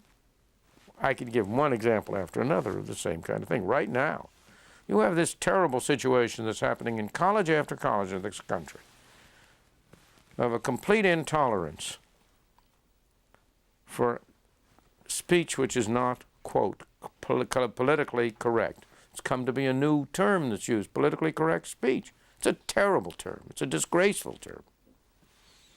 Correct speech ought to be speech which expresses what a person believes, what he thinks to be the truth. And it's a disgrace that in universities of all places, there should be the kind of censorship that is in fact being imposed. Most important of all, what's important is not only freedom to speak, but freedom to listen. I don't think freedom to speak includes being subsidized by anybody. I don't believe it includes freedom to use government facilities like a hall to give a speech. What it includes is, on the one hand, the right to hire a hall, to say what you want. And second, and most important, not for the speaker, but for everybody else, the right of everybody else to listen, to hear what they want to hear. And what's happening now is not so much restriction on freedom of speech, but a restriction on freedom to listen. If a professor says something in a course that other people don't like, they come in and disrupt the course so that nobody can listen to him. The people who want to hear him can't hear him. And I think that's absolutely disgraceful. In fact, I think the most important single virtue, human virtue, is tolerance. And tolerance grows out of humility.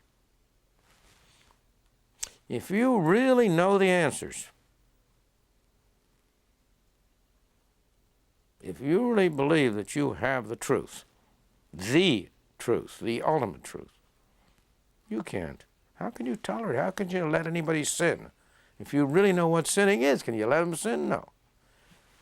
So the source of tolerance is the recognition that none of us has the truth.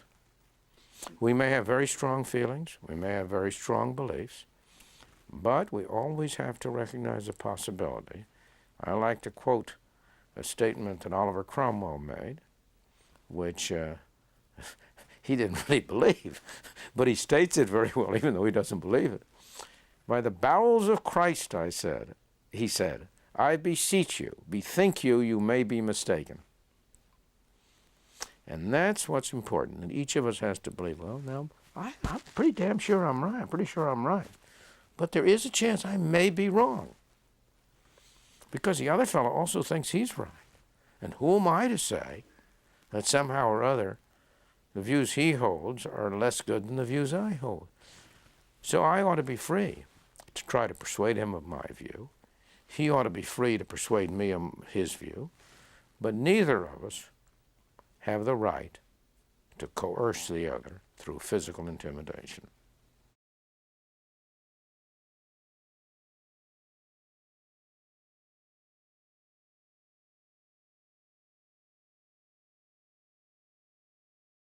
The aim is not to have business operate more profitably. The aim of our society is to have people better off. Profits are a means, not an end. And indeed, in a good society, it's very hard to make profits because you've got a lot of competition, you've got a lot of people trying to participate. We do have. But so far as Congress is concerned, at the moment, we are roughly 50% socialists. Government spending at all levels is now 43% of the national income.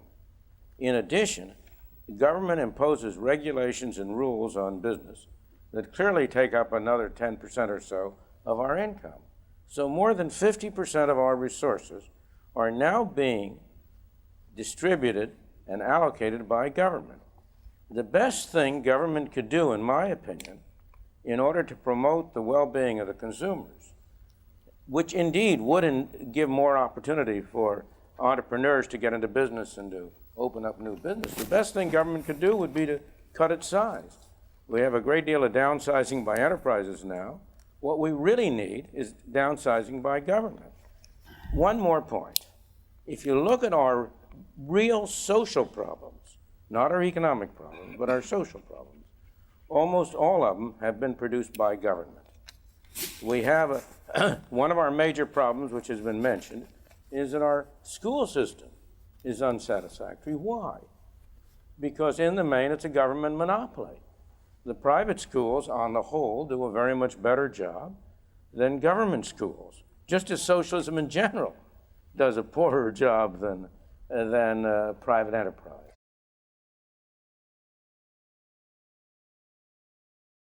What goes bad is that nobody spends somebody else's money as carefully as he spends his own. That's fundamentally what goes bad. It isn't that people are bad.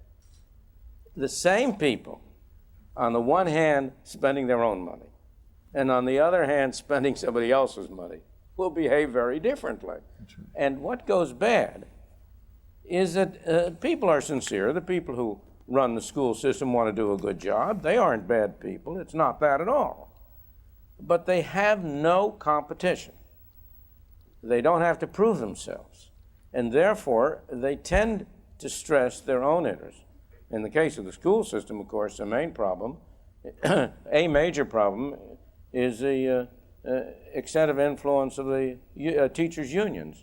The National Education Association is the largest pressure group in the country. It has an annual income of $750 million, and it doesn't hesitate to spend that to try to promote its own interests. In fact, it's perfectly open and above board that its purpose is not to promote education.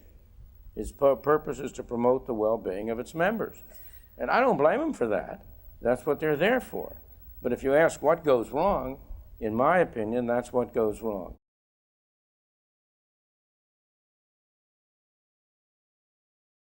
Free market principles apply. The reason we have a healthcare crisis is because we're not following free market principles. Why in the world should you buy your health at the company store? The company store is an old anachronism which people try to avoid. The only reason we get our health through our employers in the main is because there's a tax gimmick under which if the employer pays for it, the employee doesn't have to pay tax on it. Whereas if he pays for it himself, it has to come out of after-tax income. The proposal that would enable free market principles to work, see, the basic free market principle is that an individual spends his own money and decides what he wants to buy. That's not the free market principle you now have in health. People aren't spending their own money.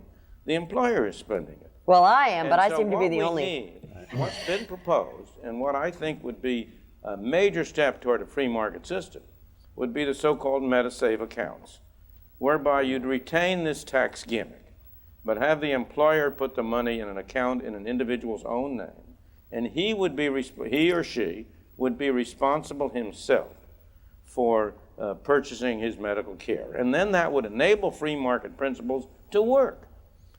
Look, we've had socialized medicine in Germany, in Sweden, in Britain, in Canada. All of these countries are having difficulty with it.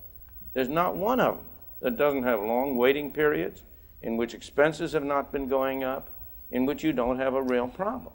So we're not going to solve our medical problem by socializing.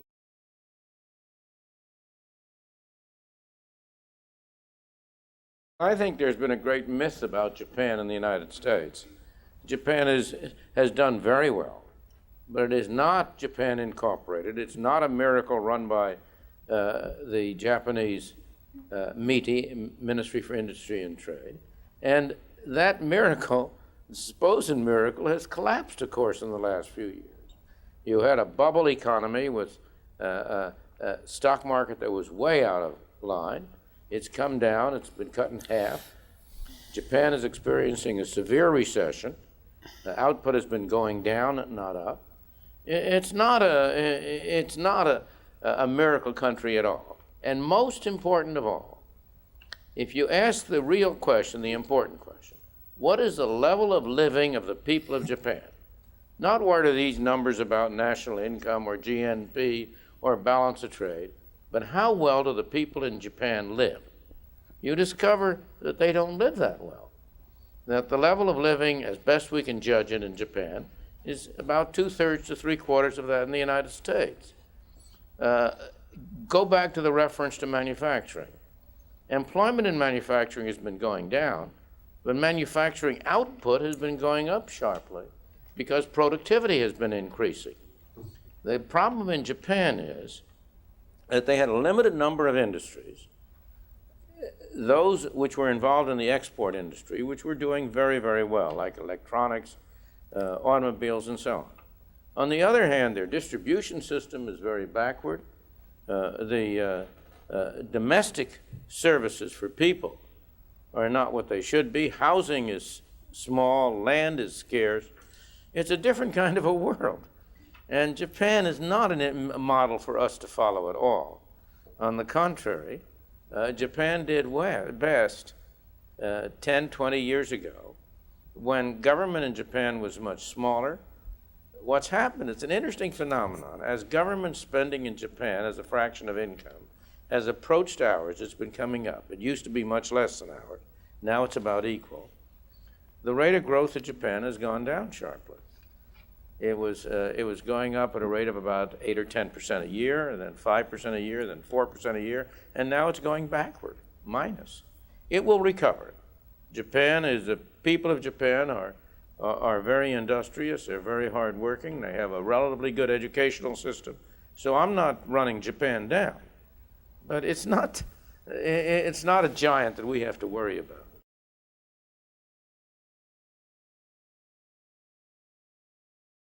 So far as NAFTA is concerned, it really is a minor thing from the point of view of the United States. After all, the United States is a very much larger economy than Mexico. The main beneficiary from NAFTA will be Mexico and the people in Mexico, not the people in the United States. There's no doubt in my mind that that is the net effect. And Mexico is doing very well by reducing the scale and role of government, by introducing free market ideas, cutting tariffs, getting government out of business, privatizing banks and other businesses that government had taken over. And NAFTA will be a little extra push for them, which will help them much more. It won't hurt, it'll help us a little, but trifle. You know, nothing is good unless both parties benefit from it. And both Mexico and the United States will benefit from it.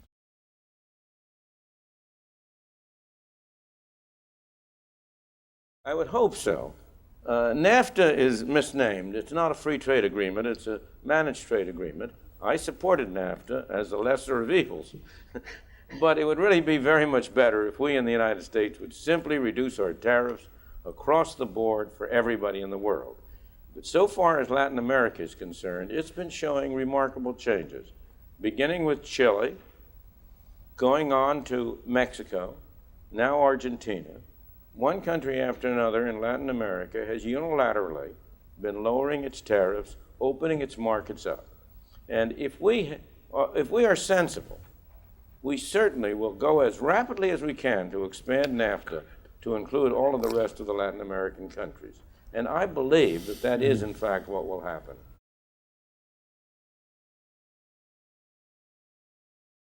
I think that what business is doing is creating the goods and services we use. I think it's misleading to talk about business. People are what matters. And the people who are in business are a sample of the people at large.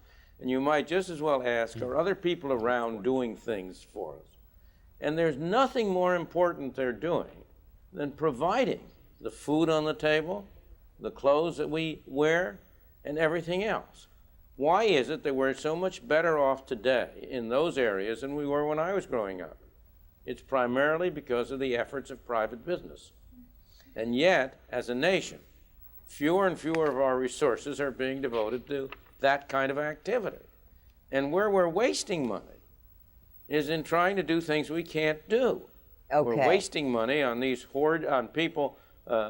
agricultural experiment stations in every county, even though there is no agriculture there. I don't think you want to increase the value of your currency. What you want to do is to keep your currency having a relatively constant value. In your own country, the Czech Republic, under Václav Klaus, is showing a very good example to the rest of the world, because the Czech Republic has been doing a remarkable job, in my opinion. Of all of the Eastern European countries, it's probably been doing the best job. It has gone farthest in selling off state enterprises and converting them into private enterprises. The important thing is to have a currency which does not inflate, which keeps its value. And the only way you can do that is by not printing too much of it. There's one reason for inflation, and one only, ultimately, and that's creating too much money. Unfortunately, Poland has not been doing a good job in that respect. Hungary has been doing a moderate job, but I think the Czech Republic has, on the whole, been doing rather the best job of the various ones. So, but don't imitate the United States. The United States is not the right model for you. The right model for you is a much more free enterprise society. I would say Hong Kong before the Chinese take over is the best model. Or the right model for you is the way you were in 1938 or 39. People forget that in 1938 or 39, Czechoslovakia was one of the wealthiest countries in the world, with one of the highest incomes. It only took 40 years for communism to reduce it to the status of a third world country.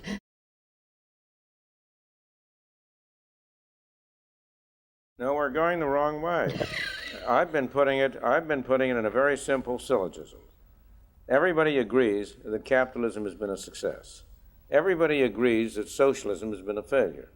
The conclusion, therefore, we need more socialism. Now, how do you make any sense out of that? You can't, and yet that's exactly what's been happening. Government has been getting bigger. Most of the proposals that are before Congress would involve more government involvement. The health care program is an obvious case. Why? The simple answer is because the people no longer run the government.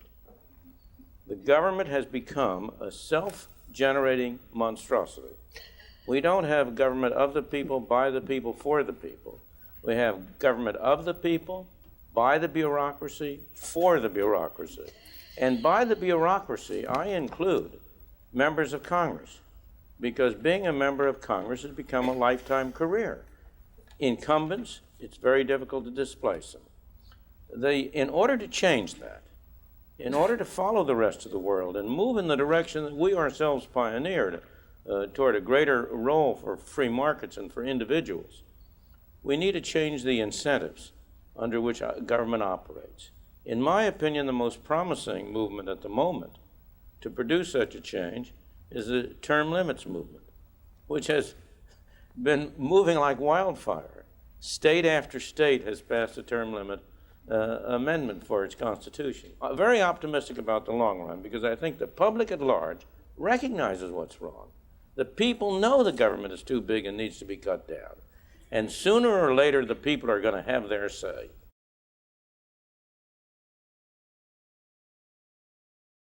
Of course I'm saying I know the answers. I don't deny that. But I don't have any right to make you agree with me. All I have the right to do is to present as best I can my side of the case and to try to persuade you. And of course, I know the answers, but I also know they may be wrong. And if you can persuade me they're wrong, well, then I'll gladly shift my view. And you have just as much right to your view that you know the answers as I do to my view that I do. Now, obviously, what's involved all along is that when you say you know the answers, it's about some things. And the degree of confidence that you have will vary enormously. If you express yourself, as people often do, on things on which they have no confidence, they should have a very low degree of confidence in what they say. If I say, for example, the war in the Gulf is going to be over in a week, I don't have any great confidence in that. Who am I? I'm not a military expert. I don't know what's going on. But nonetheless, I'm entitled to make a judgment, provided I recognize the tentative character of it. On the other hand, when I say if you print a lot of money, you're going to have inflation, my confidence in that is enormously higher because I can cite hundreds of examples to show that that is exactly what happened and essentially no examples on the other side. But still, I might be wrong. There might be something that comes along that alters that, so I don't doubt them. But still, I have a great deal of confidence in it. The point is, no, we never can know for certain. We think the sun will rise tomorrow. Why? Because it has risen for hundreds of millions of days. But you can't say without that it's absolutely certainly will rise tomorrow. I have a great deal of confidence that it will rise tomorrow, but that doesn't mean that's absolute truth. There is no such thing as absolute truth. Equally true of every so-called, what people think are really hard scientific statements.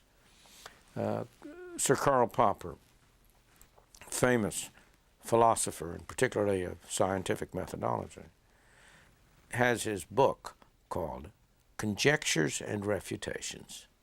And that's the right notion. Well, a scientific hypothesis is a conjecture.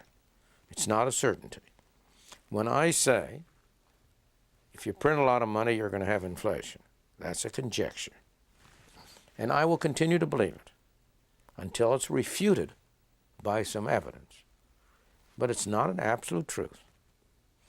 Now, how much confidence you have in a conjecture will depend on how often you have had evidence supporting it, but most important, how often it has had the opportunity to be refuted without having been refuted.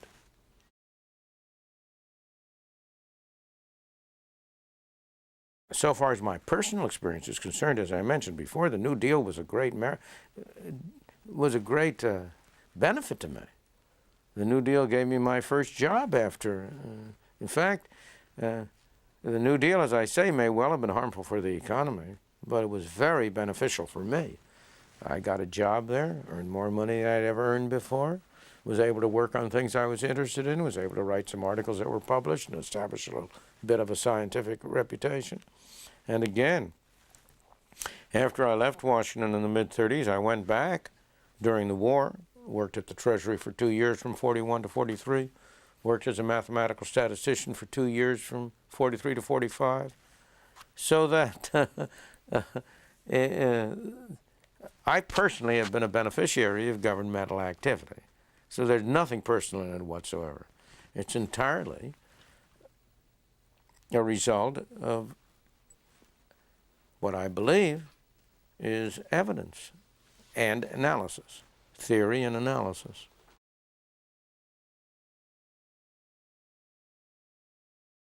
The government, on the one hand, subsidizes the growers of tobacco. On the other hand, it spends the taxpayers' money to propagandize against smoking. The right hand and the left hand are offsetting one another. You're wasting resources.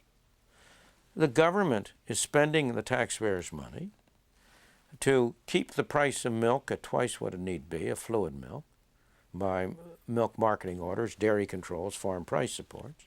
At the same time, it's subsidizing food stamps and school lunches to enable people to pay that high price of milk. What it's spending with this hand is offsetting what it's doing with this hand.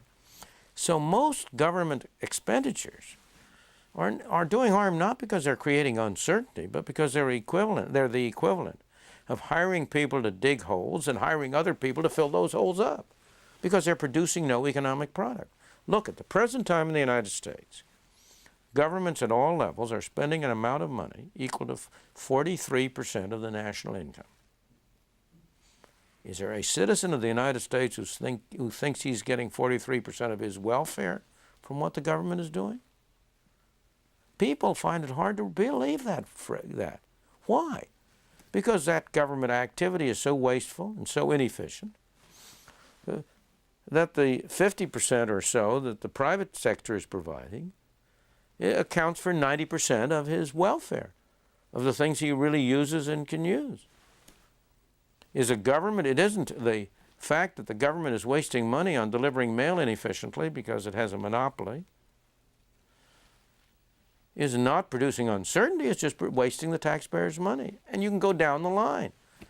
So that I don't want it to be thought that the main problem with government is that it produces uncertainty. That's the main problem with the monetary policy, but not with government in general.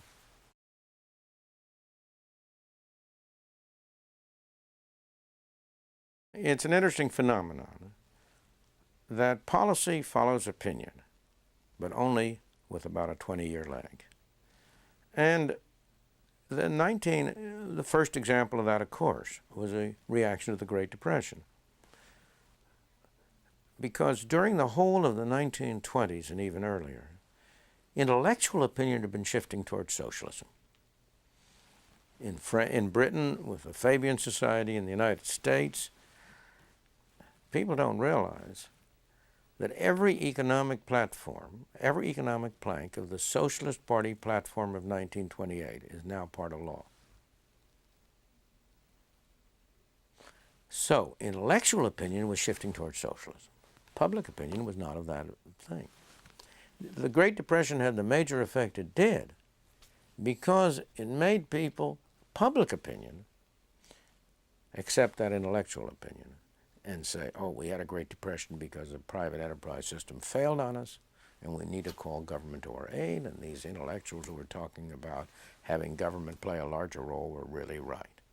And so policy started to shift toward bigger and bigger government and more centralized government.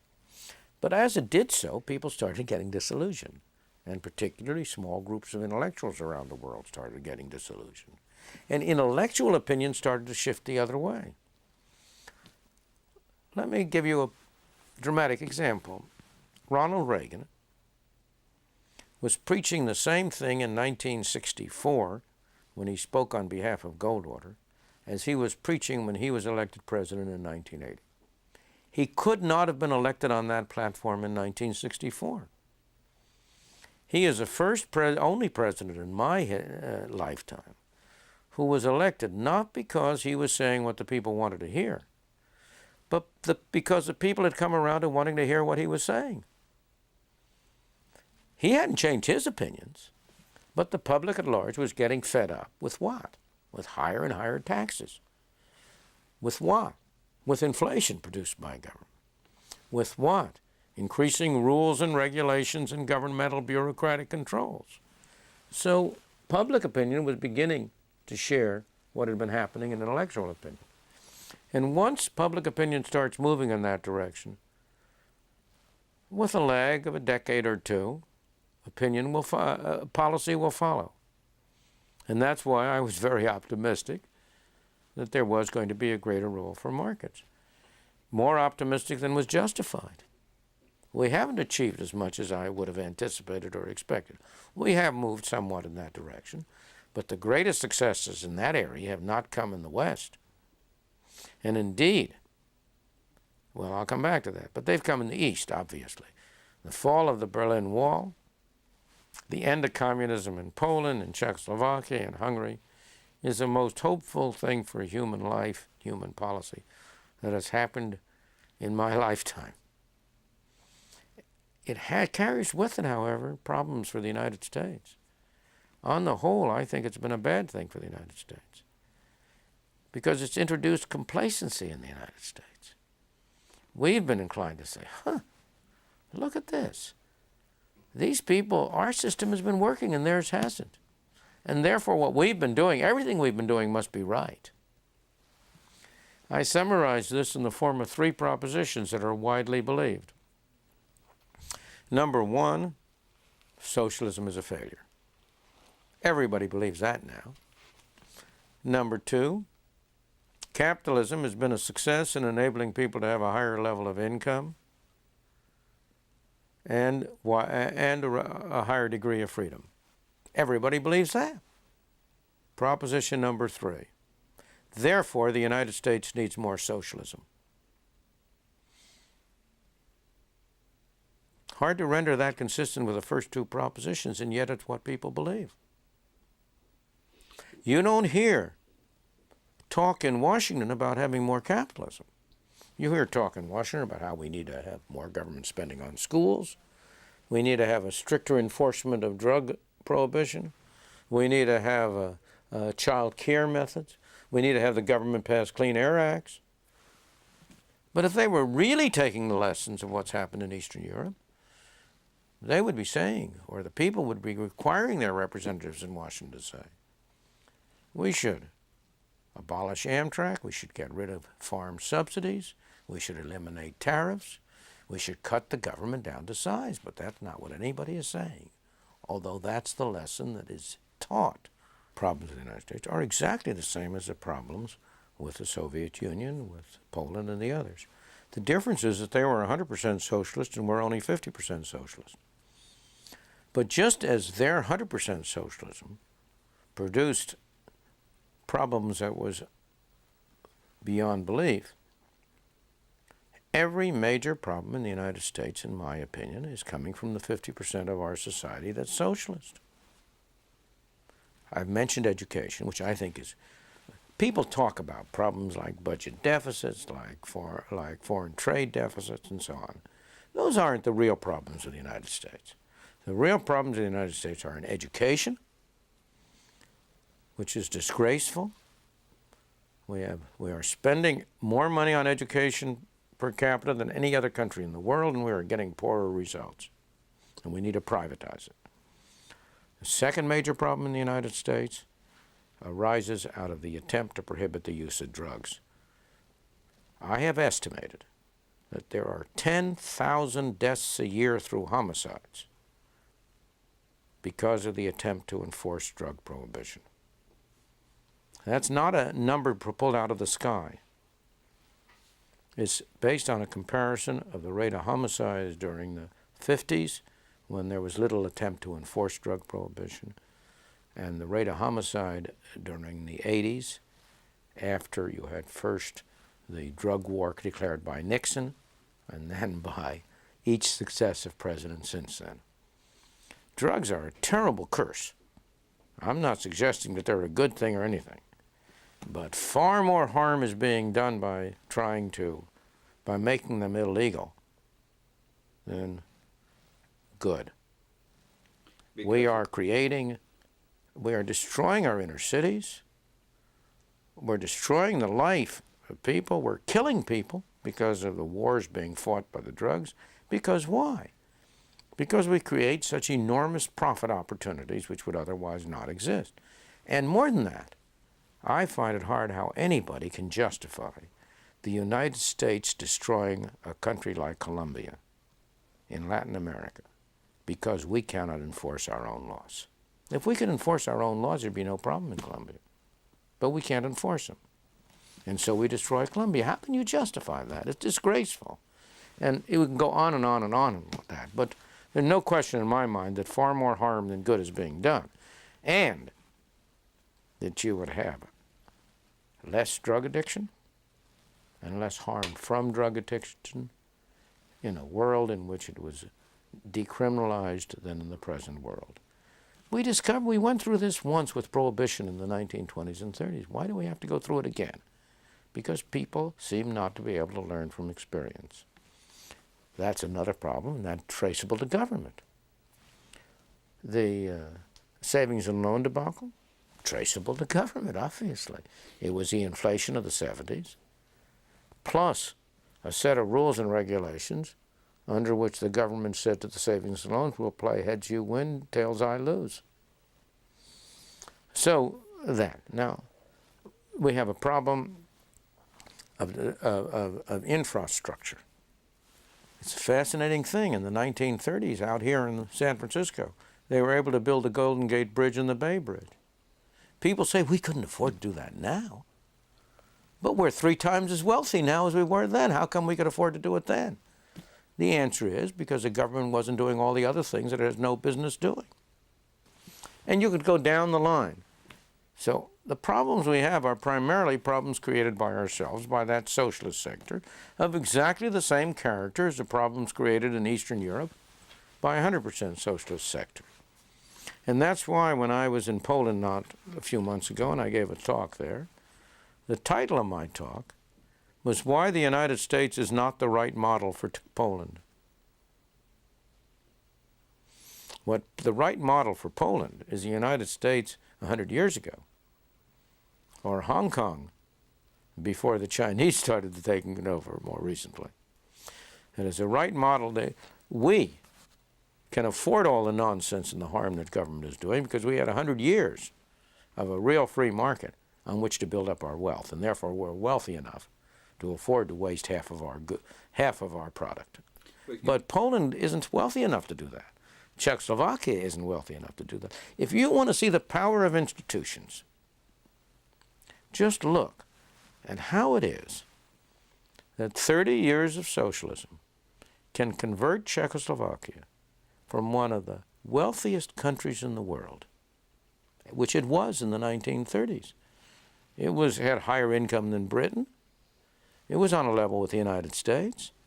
30 or 40 years of socialism can convert Czechoslovakia from one of the wealthiest countries in the world to a third world country.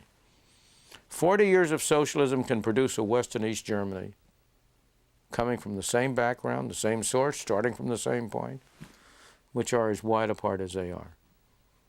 And if we keep on with our 50% socialism and make it 60 and 70, it'll do the same, have the same destructive effects in this country.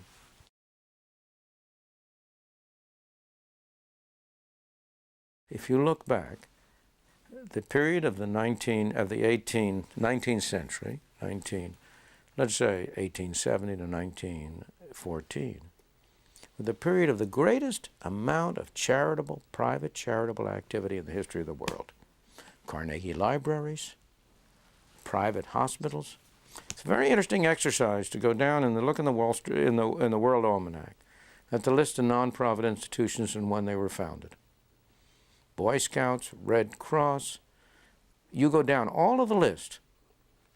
Those nonprofit institutions which are devoted to helping people were all founded in the 19th century or early 20th century.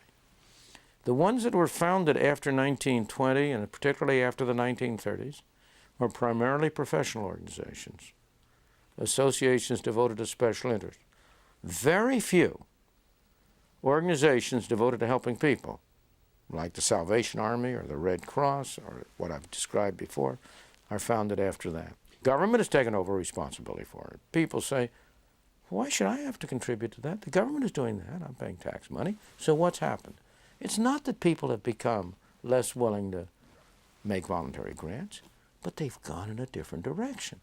People now give money to museums, to art institutes, to symphony orchestras and so on, but they don't give money to help the poor because that's the government's taken over that function. Whereas before 1914, a much larger fraction of all donations were of that kind and were of a personal kind in which people took a personal interest. There's an enormous amount of voluntary activity going on in this country, charitable, but some of it is co-opted by the government, is essentially a contribution to governmental functions, like assisting in the government schools and the inefficient government schools. And much of it goes into the kinds of other activities I've described, which really have a wholly different purpose, cultural as opposed to eleemosynary.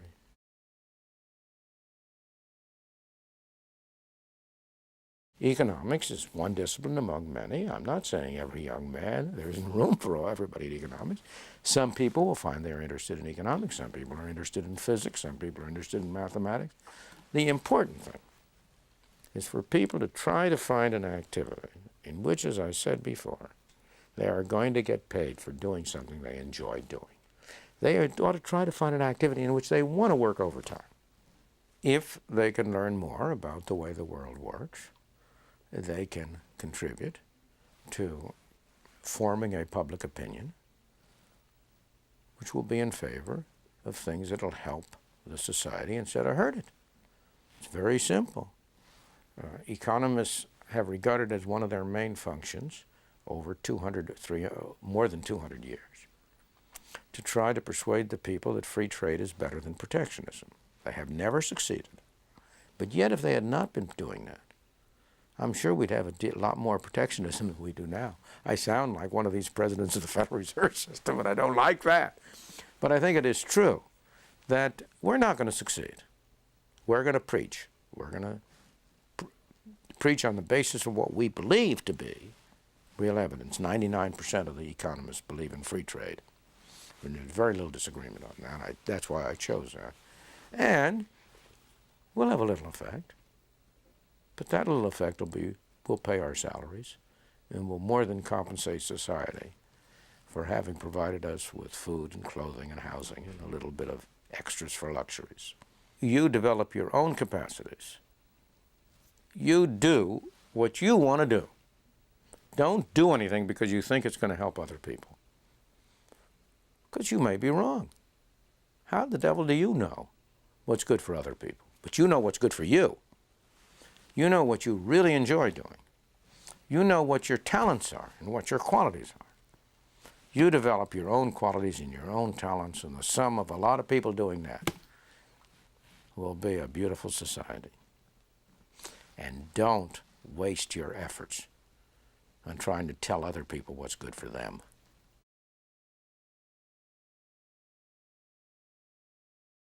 What fascinates me so about economic system is that the fundamental principles are so simple.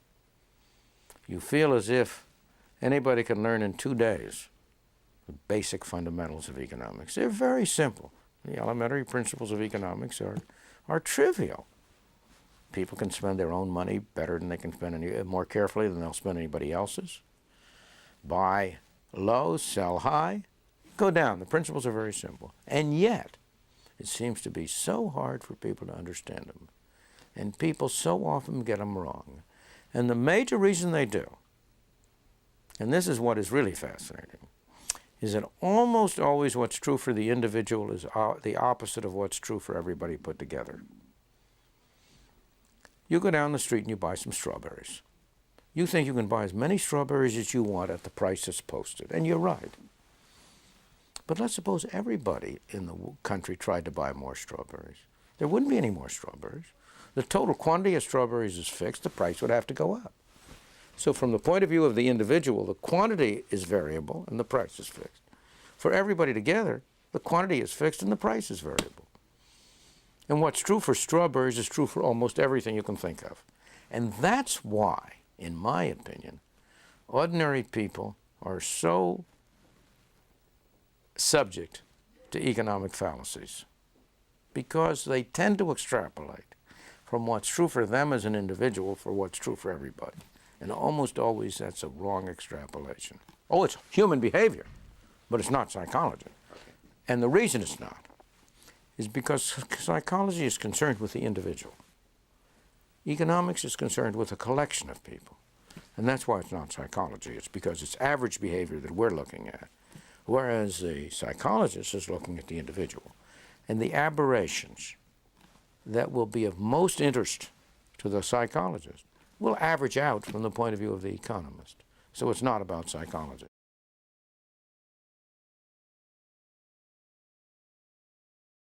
I wrote and talked and objected strenuously to the political policies that General Pinochet was following, but he was following the correct economic policies. And Chile is today the healthiest country in Latin America, and today it's also a democratic country, and the dictatorship has been overthrown, and it's been overthrown because they followed the right economic policies. Pinochet didn't realize it, but he was sowing the seeds of his own destruction. The real miracle in Chile is that a dictatorship was willing to follow good economic policies. Most dictatorships are not willing to do that, and the reason is very simple. Good economic policies come from the bottom up. The consumers, the individual workers, are the people who determine what happens. But a dictatorship is from the top down. And top-down people don't want to accept bottom-up policies. And that's why I wrote in Newsweek back at that time, contemporaneously, that the real miracle in Chile was that Pinochet was willing to follow good economic policies. Good economic policies will establish conditions that will permit political freedom. But political freedom will sometimes lead to the destruction of the economic policies. Just as in the United States, the good economic policies are a good economic system, not the policies, the institutions.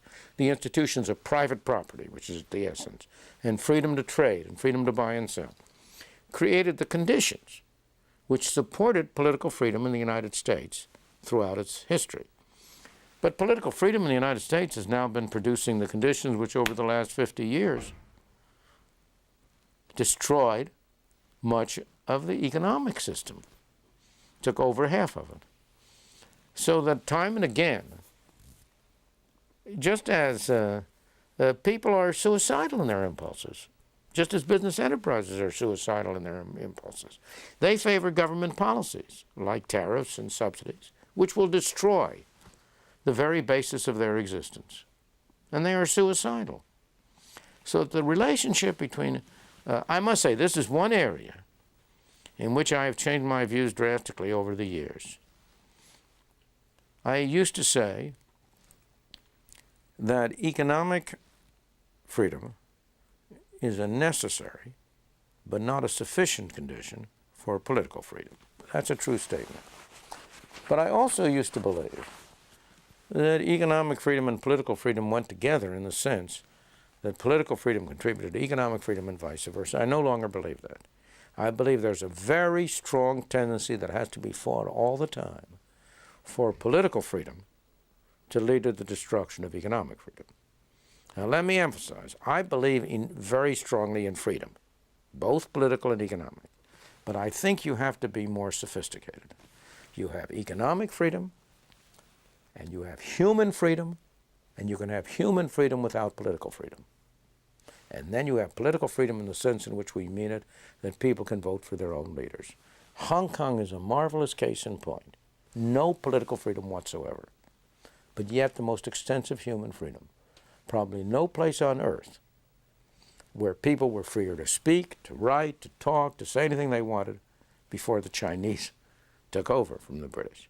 Pure accident because of the accidental colonial people who were appointed to govern. So you can have human freedom without political freedom. You can have economic freedom without political freedom. But you cannot have political freedom without a large measure of economic freedom.